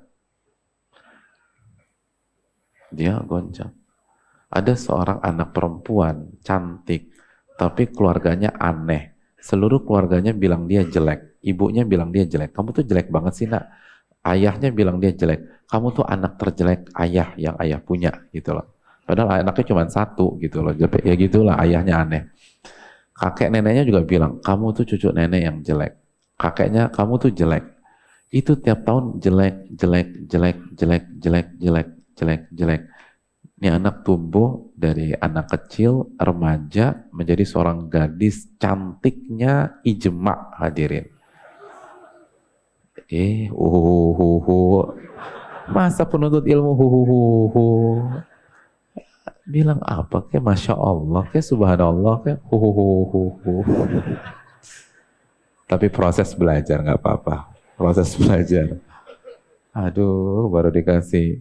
Ini contoh fiksi ya, antum udah terpancing. Gimana realita di belakang sana? Ini contoh fiksi. Cantiknya ijma. Saya ingin tanya, ketika dia jadi seorang gadis yang cantik luar biasa, dia akan jadi gadis yang percaya diri atau minder hadirin? Minder. Tiap hari bilang jelek. Minder dia pikir saya jelek. itu digangguin tukang rokok, bisa jadi dia terharu biru loh hadirin. Ternyata aku laku juga ya. Gimana nggak laku? Ada cantiknya ijma kok. Tapi dia enggak, kata papa jelek, kata mamaku bilang aku jelek, kata kakekku katanya aku jelek. Manusia tuh lemah dengan apa yang dia dengar hadirin. Lemah dengan apa yang dia dengar. Atau bayangin Nabi Musa dalam kondisi seperti itu orang-orang terdekatnya bilang inna lamudrakun, kita pasti ketangkep. Itu nggak ada mikir hadirin. Qala kalla, enggak, bukan begitu. Langsung di counter sama Nabi Musa. Itu iman hadirin. Makanya hadza yaumul soleh, ini hari kesolehan. Enggak. Inna ma'iya rabbi sayahdin. Sesungguhnya Rabbku bersama dengan diriku dan dia akan kasih petunjuk sama kita. Bayangkan, di counter di saat itu juga. Dan yang kedua, semakin hebatnya lagi, Nabi Musa ketika mengkonter, beliau juga nggak tahu apa planningnya Allah Subhanahu Wa Taala. Oh hebat, makanya kan bahasanya sayahdin, Allah akan kasih petunjuk. Berarti ketika Nabi Musa mengatakan itu, beliau tahu planning Allah? Nggak tahu. Jadi kalau dikejar lagi, emangnya apa? Nggak tahu juga gitu. Iya, nggak tahu hadirin. Beda kalau Nabi Musa bilang, inna ma'iya rabbi qad hadani misalnya. Tenang aja, Allah bersamaku, aku udah dapat bocorannya. Jadi patternnya tuh begini gitu loh. Itu kan nggak sayahdin, Allah akan kasih petunjuk. Berarti kan belum detik itu. Oh, luar biasa hadirin. Itu orang beriman. Yakin kepada Allah. Tapi dijawab dulu. Jalan terus. Walaupun semua orang bilang nggak mungkin. Oh ini parah pak. Ini nggak bisa nih mas, nggak bisa. Oh ini bisa hancur nih mas, hancur. Tapi kalau itu jalan Allah, jalan hadirin. Walaupun semua kasih suara sumbang buat antum. Jalan. Ini kita tiap tahun puasa hari Asyura, tapi bukan setiap tahun, setiap bulan kita galau gitu loh hadirin. Setiap bulan kita nggak, atau di banyak kesempatan kita nggak berani buat keputusan besar, kita nggak bisa membuat langkah besar. Tapi puasa Asyura berarti kan dia nggak ngerti apa yang dia puasain. Bagus sih. Tapi kan sekali lagi apa yang dikatakan Ibnu Qudamah, salah satu sebab kegagalan orang beribadah, dia nggak ngerti apa makna dibalik ibadahnya tersebut. Puasa hari Asyura, kata dalam hadis tadi, hadza yaumun azim, ini hari mulia, hari besar, hari kesolehan. Ketika terjadi kondisi yang sangat genting dan orang-orang mulai meragukan kita bergantung kepada Allah Subhanahu wa taala. Itu orang mukmin. Ketika semua orang meragukan Anda padahal Anda berjalan di atas jalan yang benar, jangan mundur, jangan balik badan.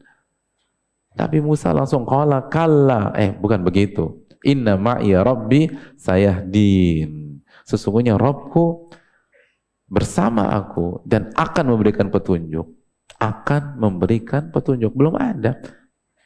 Jadi kondisi Nabi Musa pada saat itu menyerupai kondisi banyak di antara kita ketika ada masalah. Nggak tahu juga kita gimana solusinya, nggak tahu juga kita dari mana Allah kasih pertolongan, tapi kita yakin intam surullaha yansurkum. Jika kalian menolong agama Allah, pasti Allah akan tolong kalian. Caranya nggak tahu kita. Itu ranah Allah. Bukan ranah saya, ranah kita lakukan ikhtiar, lakukan sebuah keputusan, lakukan sebuah movement, lakukan sebuah langkah yang berada dalam koridor syariat. Itu langkah kita, bukan udah terserah Allah juga. Nggak ada. Nabi Musa kan nggak berhenti berjalan jamaah, nggak diem gitu loh. Udah tenang, kita diam di sini aja. Siapa tahu kita diterbangkan ke langit, kan nggak juga. Beliau tetap melangkah, beliau tetap menuju Laut Merah. Bukan serahkan aja sama Allah, berjalan, melangkah, buat sebuah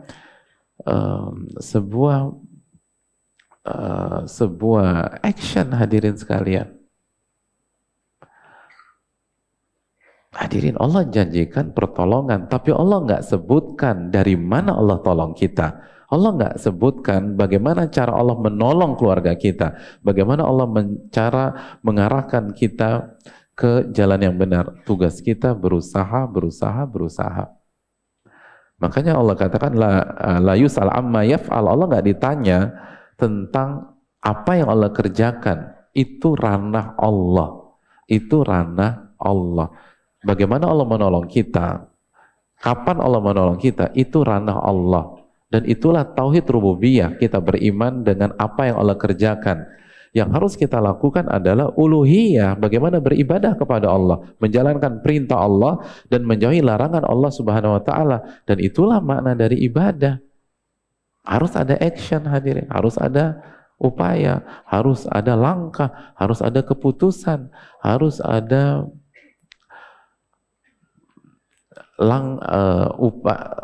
kerjaan atau amalan yang kita lakukan. Dan benar, fa'auhayna ila Musa anidrib bi'asakal bahra famfalaqa.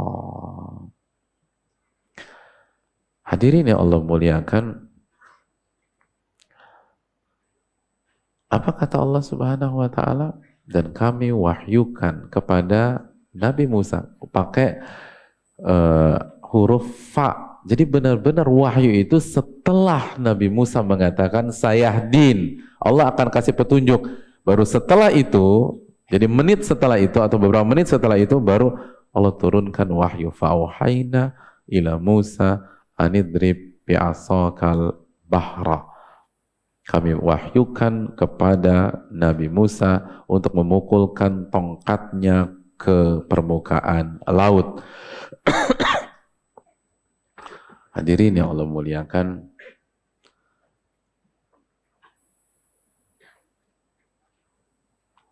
antum kebayangin gak sih kalau antum di posisi itu, antum amalin gak tuh perintah?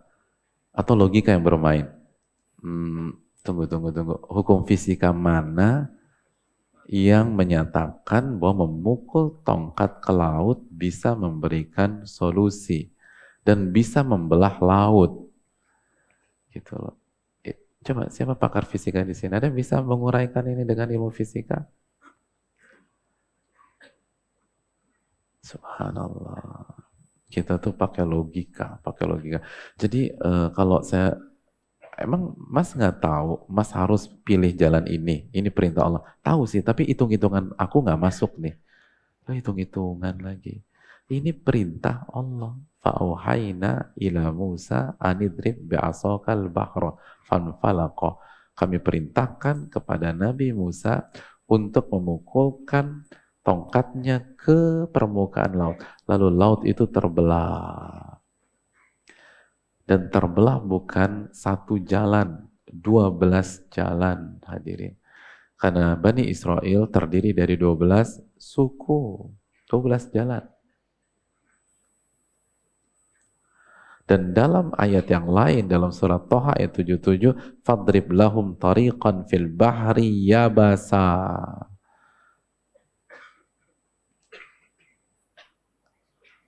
Maka buatlah jalan untuk mereka dengan jalan yang kering, hadirin.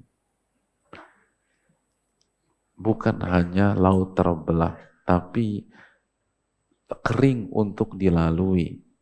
Makanya antum tidak ketemu satupun ayat dalam Al-Quran atau hadis Nabi bahwa ada riwayat mereka kepleset ketika melewati laut tersebut.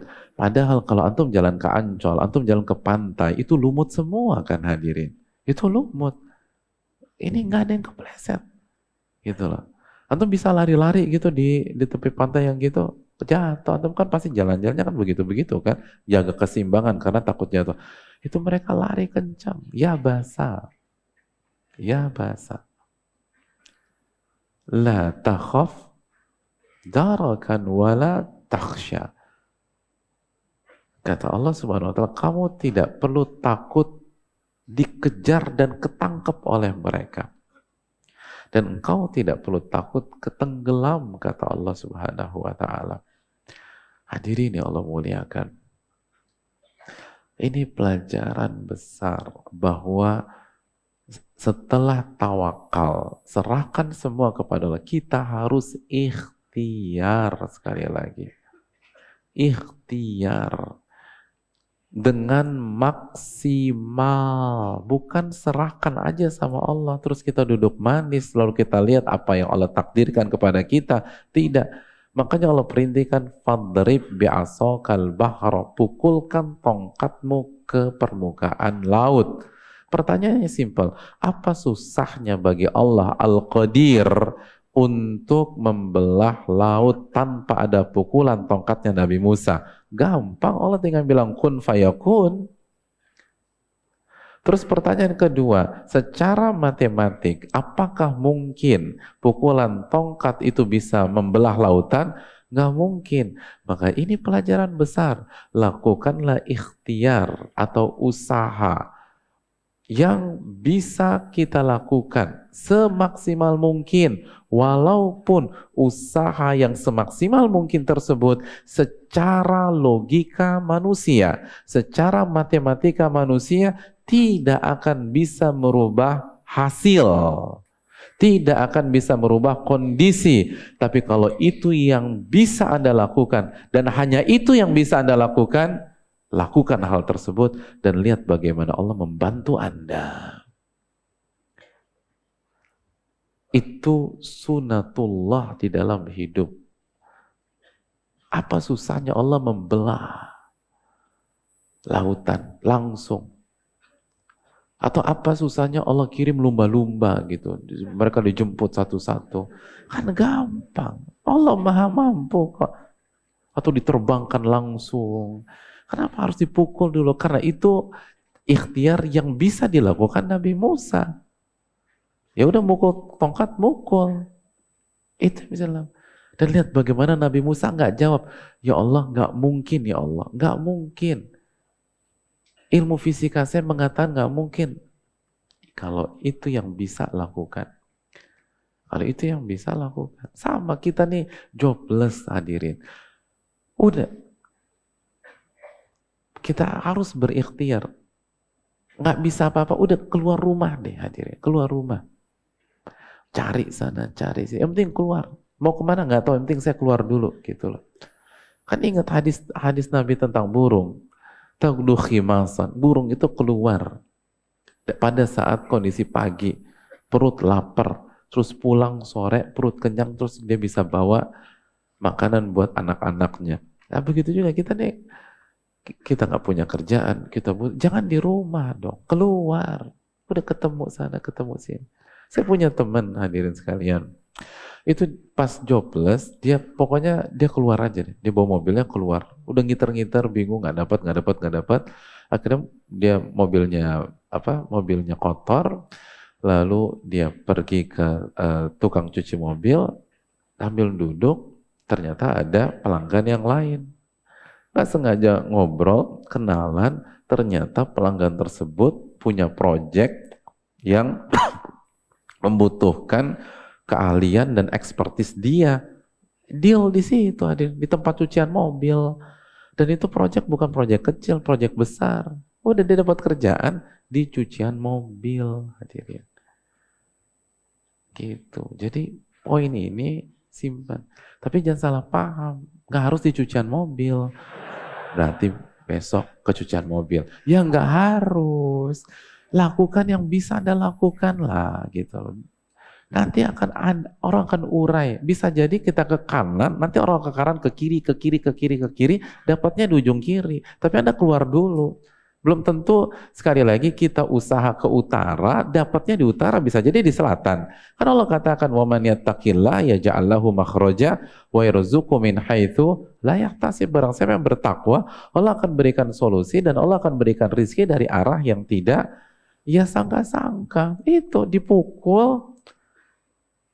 Hadirin, sutradara mana yang bisa menduga ketika dipukul itu laut terbelah 12 jalan. Gitu loh. Antum pakai daya imajinasi antum lah. Misalnya antum nggak tahu ceritanya Nabi Musa. Begitu Ustadz antum cerita, maka Nabi Musa memukulkan tongkatnya ke permukaan laut. Lalu antum ditanya, apa solusinya? Antum jawab apa? Solusinya apa? Ngasal aja, ngasal. Apa? Imajinasi antum. Antum belum baca kisahnya nih. Solusinya apa? Dipukul tuh. Terus apa? Apa? Apa? Apa? Lautannya jadi apa? Tongkatnya jadi kapal, Masya Allah. Ya, tongkatnya jadi kapal. Masya Allah, bagus. Gitu punya ada imajinasi. Masa ini kan bebas aja ngawur kan juga kita nggak bicara syariat, nggak bicara. Tuh tongkatnya terus jadi apa lagi? Apa? Di pesawat. Terus apa lagi? Coba. Lautnya kering, terus. Oh, ada lorong bawah tanah, Masya Allah. Ya, teori konspirasi banget ya bawah tanah. Dan ternyata kan gak ada yang nyambung kan. Gak ada yang, siapa yang mikir itu bisa jadi 12 jalan? Enggak. Ya sama dalam hidup. Kita nih hitung nih, kayaknya min haitsu la yahtasib kata Allah. Dari arah yang Anda gak duga. Jadi Anda action aja udah. Buat sebuah hal yang benar hadirin. Apalagi banyak di antara kita muda-muda. Ini hidup cuman sekali. Lalu kita dapat fase muda udah dapat hidayah. Lakukan yang benar dong. Lakukan yang benar. Keluar dari zona aman hadirin. Tanamkan iman. Tauhid itu harus kuat. Yakin Allah itu Ar-Razzaq. Yang kasih rizki buat gua itu Rob gua, bukan Anda. Kalau Anda suruh saya melakukan hal yang haram, saya nggak bisa. Ini tentang iman kepada tauhid rububiyah, iman kepada tauhid asma wa sifat. Min haitsu la yahtasib, dari arah yang tidak disangka-sangka. 12 jalan, jamaah. Kan itu spirit hari Asyura itu kan harusnya begitu. Lalu begitu Nabi Musa berhasil keluar dari lautnya, lalu beliau ingin pukulkan lagi, kata Allah biarkan saja. Begitu Fir'aun masuk, ditutup semuanya dan ikon kesombongan itu mati di sana. Begitu kan hadirin sekalian. Oleh karena itu, coba sekali lagi puasa Asyura kita tahun ini harus lebih berkualitas daripada tahun-tahun lalu. Diresapi, ditadaburi, direnungkan value-nya apa, lalu diamalkan di dalam kehidupan sehari-hari. Ini hari yang istimewa, hari yang spesial, hari yang soleh. Dan itu diamini oleh Nabi SAW. Saya rasa cukup sampai di sini. Semoga bermanfaat dan semoga kita bisa memaksimalkan bulan Al-Muharram. Dan jamaah sekalian, ini bulan haram terakhir dari 3 bulan haram yang datang berturut-turut. Jadi barang siapa yang merasa nggak maksimal di Dzulqa'dah, maksimalkan bulan ini. Yang merasa belum maksimal di Dzulhijjah, maksimalkan bulan ini. Karena kalau kita lepas bulan ini, kita baru ketemu bulan mulia lagi di mana? Rajab. Rajab bulan keberapa? Nah, ini harus dites nih. Habis Al-Muharram apa? Antum mau safar kemana sih? Sofar, bukan safar. Safar itu artinya bepergian. Ini sofar. Sofar sih aku baik-baik aja Pak Ustadz. Ya ini bukan bahasa Inggris. Ini sod, fa, ro gitu loh. Ini habis sofar apa? Rabiul Awal. Habis Rabiul Awal, ini kebangetan kalau nggak tahu. Iya, Rabiul Akhir atau Tsani. Pokoknya awal akhir aja Pak Ustadz. Awal tanya. Terus habis Rabiul Tsani, Rajab. Jumadil Awal. Habis Jumadil Awal, oh pintar, Jumadil Akhir. Masya Allah. Habis Jumadil Akhir, baru Rajab. Jadi kalau kita lepaskan kesempatan Al-Muharram, kita harus lewatkan 5 bulan dulu baru ketemu bulan mulia berikutnya. lama. Kita nggak tahu umur kita jamaah. Kita nggak tahu usia kita. Kita nggak tahu kesehatan kita bagaimana. Jadi maksimalkan bulan Al-Muharram. Wassalamualaikum warahmatullahi wabarakatuh.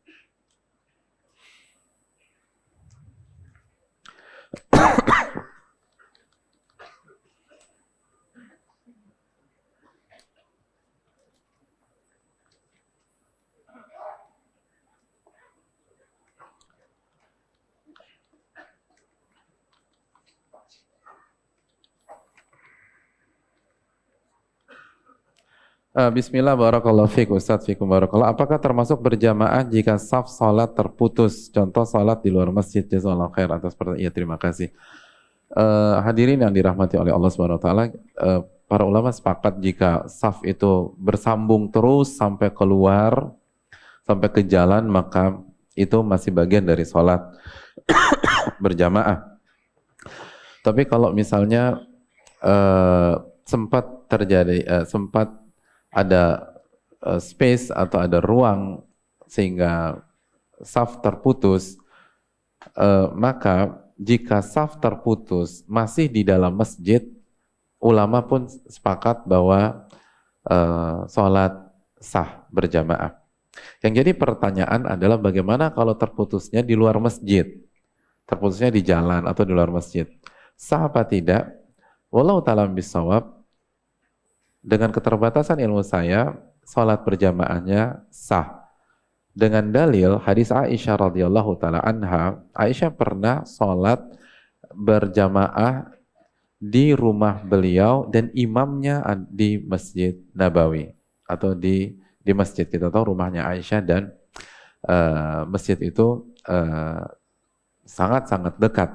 Dengan syarat jamaah atau kita yang sholat di saf tersebut yang sempat terputus itu melihat makmum atau jamaah di depan kita secara langsung.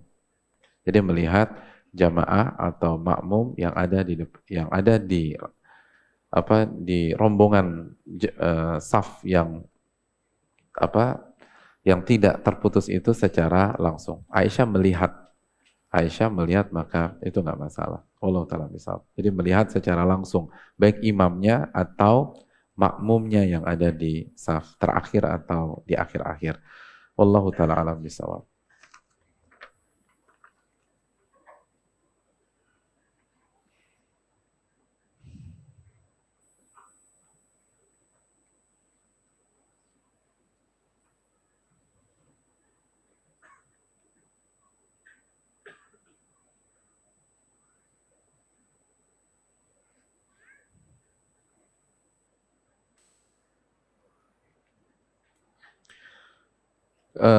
Ada pertanyaan urgent. Assalamualaikum warahmatullahi wabarakatuh. Waalaikumsalam warahmatullahi wabarakatuh. Semoga Allah tabaraka wa ta'ala memberikan naungan kepada Ustadz, keluarga Ustadz di padang mahsyar kelak. Amin ya rabbal alamin. Begitupun jamaah yang hadir di sini serta mengampuni dosa seluruh kaum muslimin. Amin ya rabbal alamin. Dan menggerakkan hati setiap muslim untuk bertobat dari dosa-dosa sebelum meninggal dunia. Amin ya rabbal alamin. Begitu juga yang bertanya. Jazakallahu khairan. Ustadz, apakah istri Anda termasuk berpotensi mendurhakai ibunya dengan menyimpan rasa enggan menemuinya, serta keinginan kuat tidak merawatnya ketika beliau tua? Disebabkan beliau ibunya terfitnah cinta berlebihan terhadap harta, sehingga menjual aset warisan yang belum dibagikan secara syar'i, sehingga menyebabkan hutang yang banyak, kehilangan aset, tanah, dan lain-lain. Bahkan menelantarkan anak kandungnya yang masih sekolah, yaitu adik istri saya. Serta kasus baru-baru ini bersekongkol dengan seseorang yang sudah melakukan langkah tipu daya demi menguasai sebagian rumah yang ditinggali ibunya bersama anak-anaknya dan mengincar rumah nenek istri Ana. Hal ini meresahkan seluruh keluarga. Beliau sering dinasihati nenek, namun terlihat dari sikapnya seperti tidak melakukan kesalahan besar. Nenek jika sudah sedih, lalu jatuh sakit jika terkait beliau. Di antara keluarga istri, alhamdulillah sudah 4 pihak yang melaksanakan haji, yaitu kakek, nenek istri, lalu ibunya istri, dan kerabat yang bersekongkol. Jadi yang bersekongkol ini udah haji semua, yang 2 orang itu. Mudah-mudahan Allah mengampuni dosa-dosa mereka, amin, dan menerima ibadah hajinya, amin, rabbal alamin. Apakah berbakti dengan tetap berbuat baik kepada orang tua, khususnya ibu, istri, anak, namun tanpa adanya amalan hati, yaitu rasa cinta serta memendam rasa benci diperbolehkan dalam agama kita? Mohon nasihatnya. Afwan Ustadz agak panjang, dimaafin. Syukran, jazakallah khairan wa iyyak. Ya, makasih banyak. Hadirin yang Allah muliakan, kan Allah berfirman, "Fala taqul lahuma uf." Jangan mengucapkan uf. Dan uf artinya bukan bukan, tetapi ekspresi ketidaksukaan dengan stadium yang paling kecil. Itu uf. Itu uf. Makanya sebagian ulama mengatakan menatap orang tua dengan tatapan yang penuh dengan kebencian, ketidaksukaan, itu bagian dari uf. Jadi uf itu adalah ekspresi ketidaksukaan dengan stadium yang paling minim. Jadi jelas kalau sampai tadi mungkin panjangnya nih, rasa enggan menemui, itu kan ekspresi ketidaksukaan, dan tidak mau merawat beliau ketika sudah tua, itu ekspresi ketidaksukaan. Itu bisa masuk ke bagian uf. Jadi hadirin yang Allah muliakan, ini hal yang hendaknya dipikirkan kembali, yang bisa membuat kita melakukan dosa besar, yaitu durhaka kepada orang tua. Dan ingat, durhaka kepada orang tua sebelum di akhirat akan kena di dunia. Jadi dunia dan akhirat, kata Nabi SAW. Lalu yang ketiga, memang kita juga harus bisa mengerti perasaan istri kita yang kecewa, yang sebenarnya bukan marah ya, bukan benci, tapi lebih kepada kekecewaan yang mengkristal. Dan kita yang harus berusaha masuk ke dalam diri istri kita dan ingatkan bahwa semua pihak dihisap oleh Allah Subhanahu wa taala. Ibunya beliau dihisap dan beliau pun dihisap. Dan semua akan dihisap di kotaknya masing-masing. Jadi jangan sampai karena kesalahan fatal orang tua istri kita kena hisap yang parah di kotak dia sebagai anak, yaitu kena dalam masalah birrul walidain. Karena persekongkolan lalu segala macam itu kotak yang berbeda. Terus yang berikutnya, ini ujian keikhlasan. Apakah kita berbakti kepada orang tua kita karena Allah Subhanahu wa taala, mencari ridho Allah, atau hanya sebatas humanisme, hanya sebatas hubungan anak kepada orang tua? Karena banyak anak yang sayang banget sama orang tuanya bukan karena keikhlasan, tapi karena hubungan darah, merasa utang budi, dan DNA sebagai anak dari ayah dan ibunya. Allah ingin istri kita bermain sebagai seorang hamba, bukan hanya sebagai seorang anak. Dan itu hal yang sangat positif untuk mengasah keikhlasan istri kita. Wallahu ta'ala alam bisawab. Dan minta pertolongan kepada Allah Subhanahu wa ta'ala.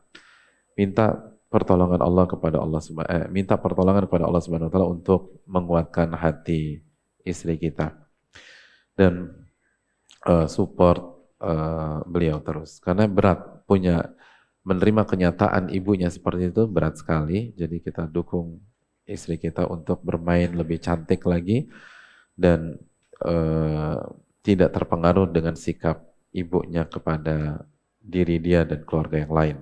Wallahu ta'ala bisawab.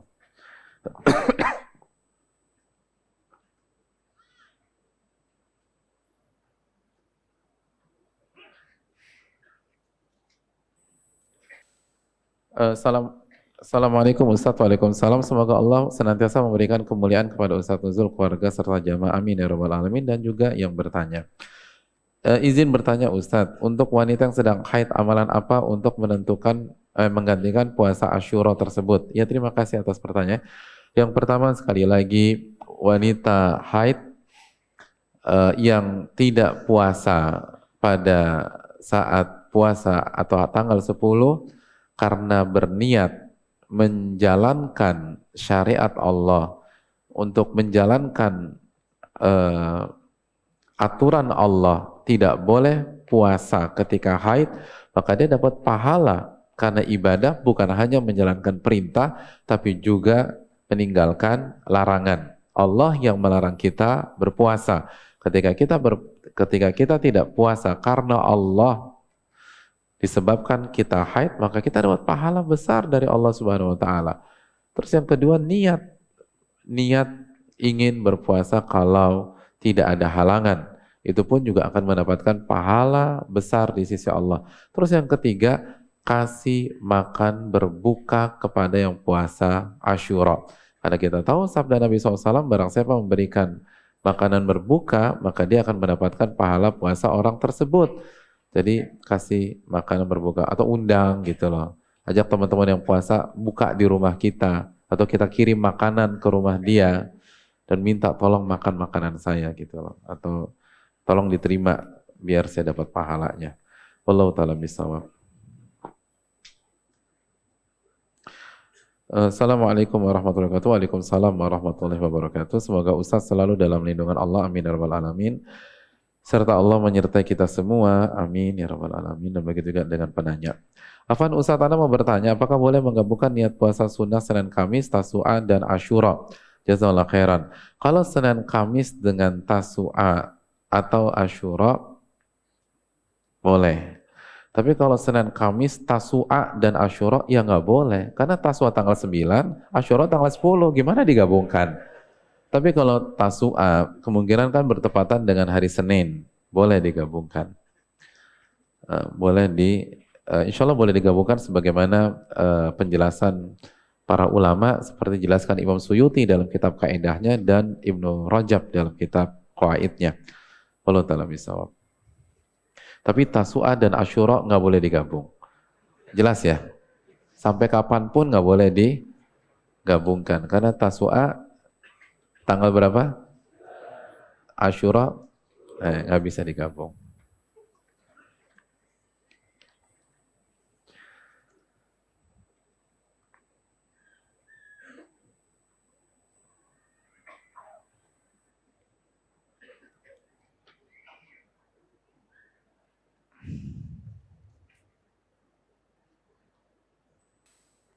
Assalamualaikum Ustaz. Waalaikumsalam. Saya mau tanya, adakah amalan untuk selalu berhusnudzon kepada Allah karena saya merasa lelah dengan kehidupan yang saya jalani?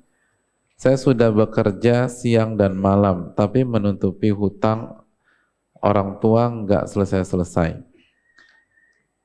Ya, terima kasih atas pertanyaan. Ya, jazakallahu khairan.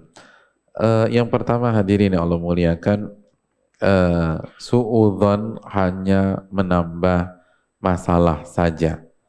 Su'udzon, buruk sangka dengan Allah, terus ngeluh sama Allah Subhanahu wa ta'ala, itu hanya akan menambah masalah saja, tidak akan memberikan solusi.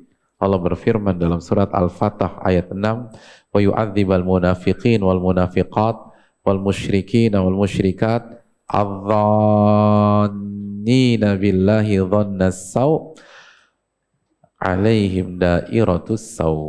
Dan Allah akan mengadab orang-orang munafik yang laki-laki maupun perempuan, orang musyrik yang laki-laki maupun perempuan.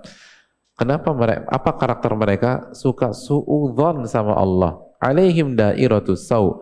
Dan suudzon mereka akan nimpa mereka sendiri. Itu akan menimpa mereka sendiri. Belum lagi wa ghadiballahu alaihim, Allah murka sama mereka, wa la'anahum, Allah laknat mereka, dan Allah persiapkan mereka jahanam. Itu bagi orang-orang yang suudzon. Gak boleh suudzon sama Allah.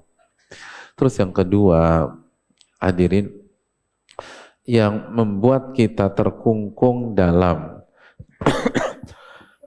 kehidupan yang kita jalani itu kan gara-gara kesalahan dan keputusan-keputusan kita. Wa ma asabakum min musibatin fa bima kasabat aydikum, apapun yang menimpa kalian itu karena dosa, dalam surat Asy-Syura ayat 30. Makanya sebagian ahli hikmah mengatakan inti kehidupan itu bukan kondisi tapi keputusan. bukan kondisi. Karena betapa banyak kondisi yang kita keluhkan, kondisi yang kita lelahkan, kondisi yang kita galaukan, itu kalau kita renungkan, itu disebabkan keputusan-keputusan kita pada masa lalu, atau karena kita tidak berani ambil keputusan pada hari ini. Kita tidak punya nyali untuk ambil keputusan pada saat ini. Akhirnya kita terkungkung dengan kondisi-kondisi tersebut. Yang harus kita lakukan adalah jujur kepada Allah Subhanahu wa taala. Kita tahu Nabi mengatakan barang siapa yang berhutang dan berniat untuk membayarkan, Allah akan bantu dia untuk bayar. Jadi niat untuk bayar itu penting. Lalu yang kedua, perbanyak ibadah, khususnya salat. Wasta'inu bis sabri was shalah, minta pertolongan kepada Allah dengan sabar dan dengan salat. Jadi bukan lelah, salat dan salat. Yang ketiga, hadirin yang Allah muliakan,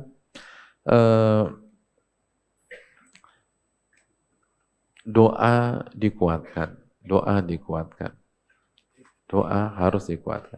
Terus yang berikutnya, bantu orang. Kana Allah fi aunil abdi maka al abdu fi auni akhi. Allah tuh akan bantu seorang hamba ketika hamba tuh bantu saudaranya. Jadi begitu ada masalah, bantu orang. Jadi nggak ada tuh konsep gua aja ribet apalagi bantu lo. Enggak, itu orang yang nggak ngerti kaidah. Begitu kita terlilit hutang, coba kita bantu orang lain, insya Allah.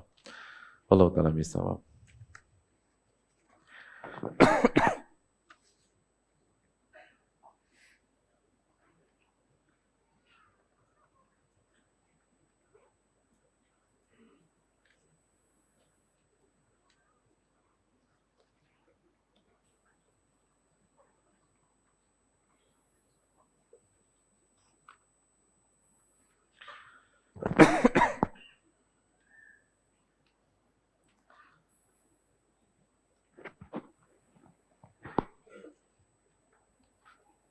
Assalamualaikum warahmatullahi wabarakatuh. Waalaikumsalam warahmatullahi wabarakatuh. Semoga Allah senantiasa merahmati dan memberikan tambahan nikmat hidayahnya kepada Ustadz, keluarga, serta para kaum muslimin muslimah yang hadir di majelis dan yang tidak hadir juga. Amin ya rabbal alamin. Dan begitu juga bagi yang bertanya. Ustadz, apa yang harus saya lakukan ketika orang tua saya seakan-akan menjaga jarak kepada saya setelah saya berhijrah ke jalan Allah? Beberapa waktu lalu saya berhenti dari kuliah karena banyak sekali hal-hal yang melarang dari syariat Islam, mulai dari mata kuliah, dosennya, dan pergaulannya. Saya menjelaskan kepada orang tua saya mengenai permasalahan tersebut, dan orang tua saya masih sangat berharap saya melanjutkan kuliah. Sementara hati saya sudah tidak mau lagi untuk melanjutkan kuliah karena pergaulan di kampus saya melenceng dari syariat Islam. Maka dari itu ketika saya berhijrah, saya memutuskan untuk meninggalkan seluruh pintu-pintu dosa dan maksiat.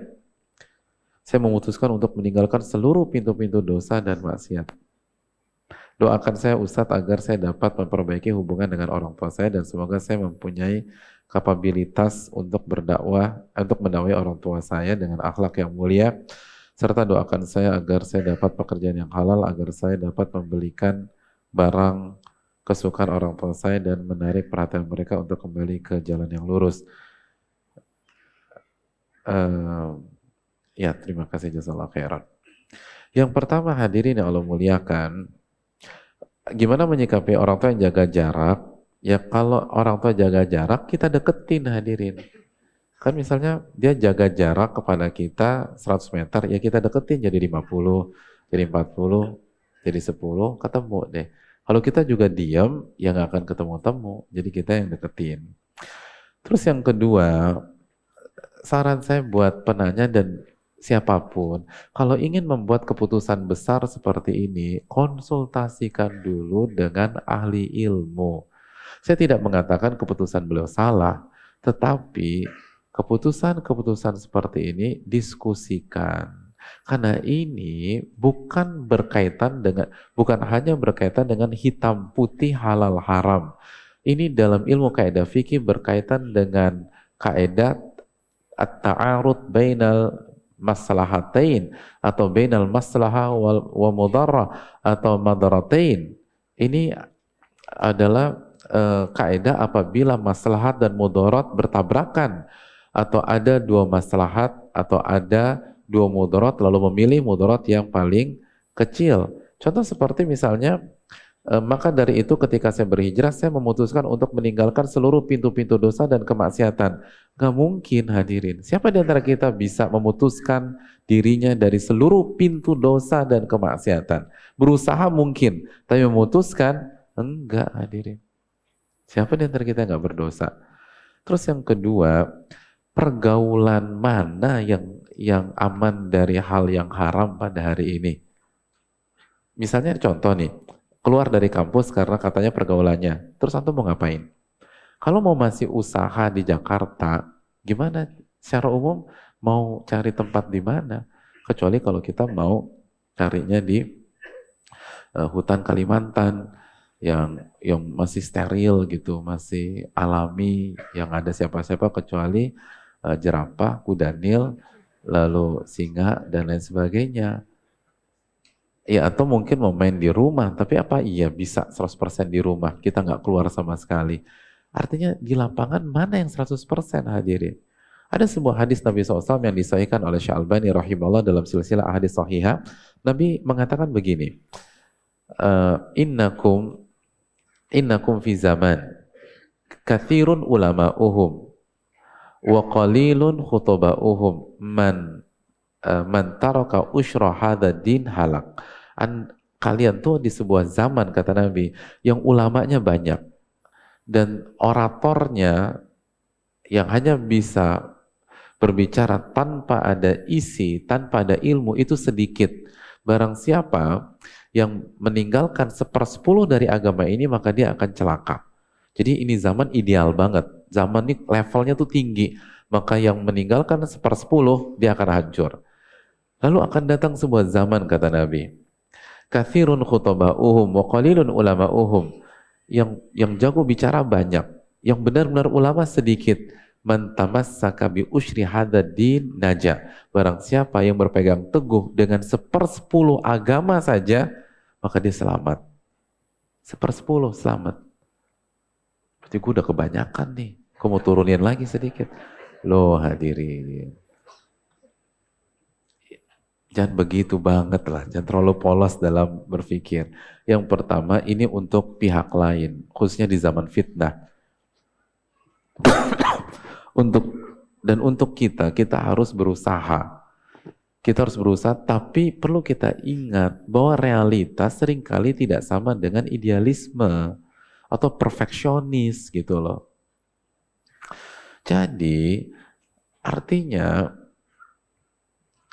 harus didiskusikan dengan ahli ilmu. Kan harus dilihat ilmu apa yang diambil, terus urgensinya seperti apa.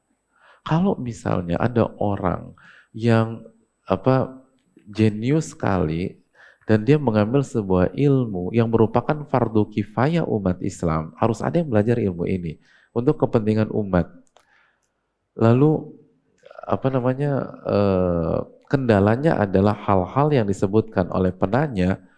Sebagian ahli ilmu itu bisa jadi fatwanya untuk tetap belajar dengan memperhatikan beberapa hal, misalnya ngajinya harus kuat, ibadahnya harus kuat, puasanya harus kuat, terus harus didampingi oleh guru dan lain sebagainya. Jadi bukan dikit-dikit keluar dari kuliah, dikit-dikit keluar dari kuliah, dikit-dikit keluar dari kuliah. Kan sekali lagi kampus mana yang steril sekarang hadirin? Tapi pertanyaan lain, emangnya ada ahli ilmu yang menyuruh keluar massal gitu? Kan ahli ilmu banyak nih hadirin. Lalu fenomenanya kampus dan lingkungan kantor mana yang steril dari atau yang ideal begitu. Tapi adakah fatwa untuk keluar secara massal? Sekali lagi jamaah, untuk menentukan masalah seperti ini jangan putuskan sendiri. Apalagi kita nggak punya ilmu alat, kita belum pernah khatam fikih, kita tidak pernah belajar ilmu kaidah fikih, kita nggak pernah belajar ilmu usul fikih, kita nggak bisa berijtihad, lalu hadis kita belum banyak yang tahu, jangan sampai kita menyesal setelah buat keputusan. Jangan sampai kita menyesal sebelum buat keputusan. Tapi saya nggak menyatakan keputusan beliau salah, tapi coba diskusikan dulu. Itu hal yang perlu kita camkan bersama-sama. Saya rasa cukup sampai di sini. Terima kasih atas pertanyaannya. Mohon maaf tidak bisa semua dijawab karena keterbatasan ilmu saya dan waktu yang ada. Terima kasih banyak. Subhanakallahumma wa bihamdika, asyhadu an la ilaha illa anta, astaghfiruka wa atubu ilaik. Assalamualaikum warahmatullahi wabarakatuh.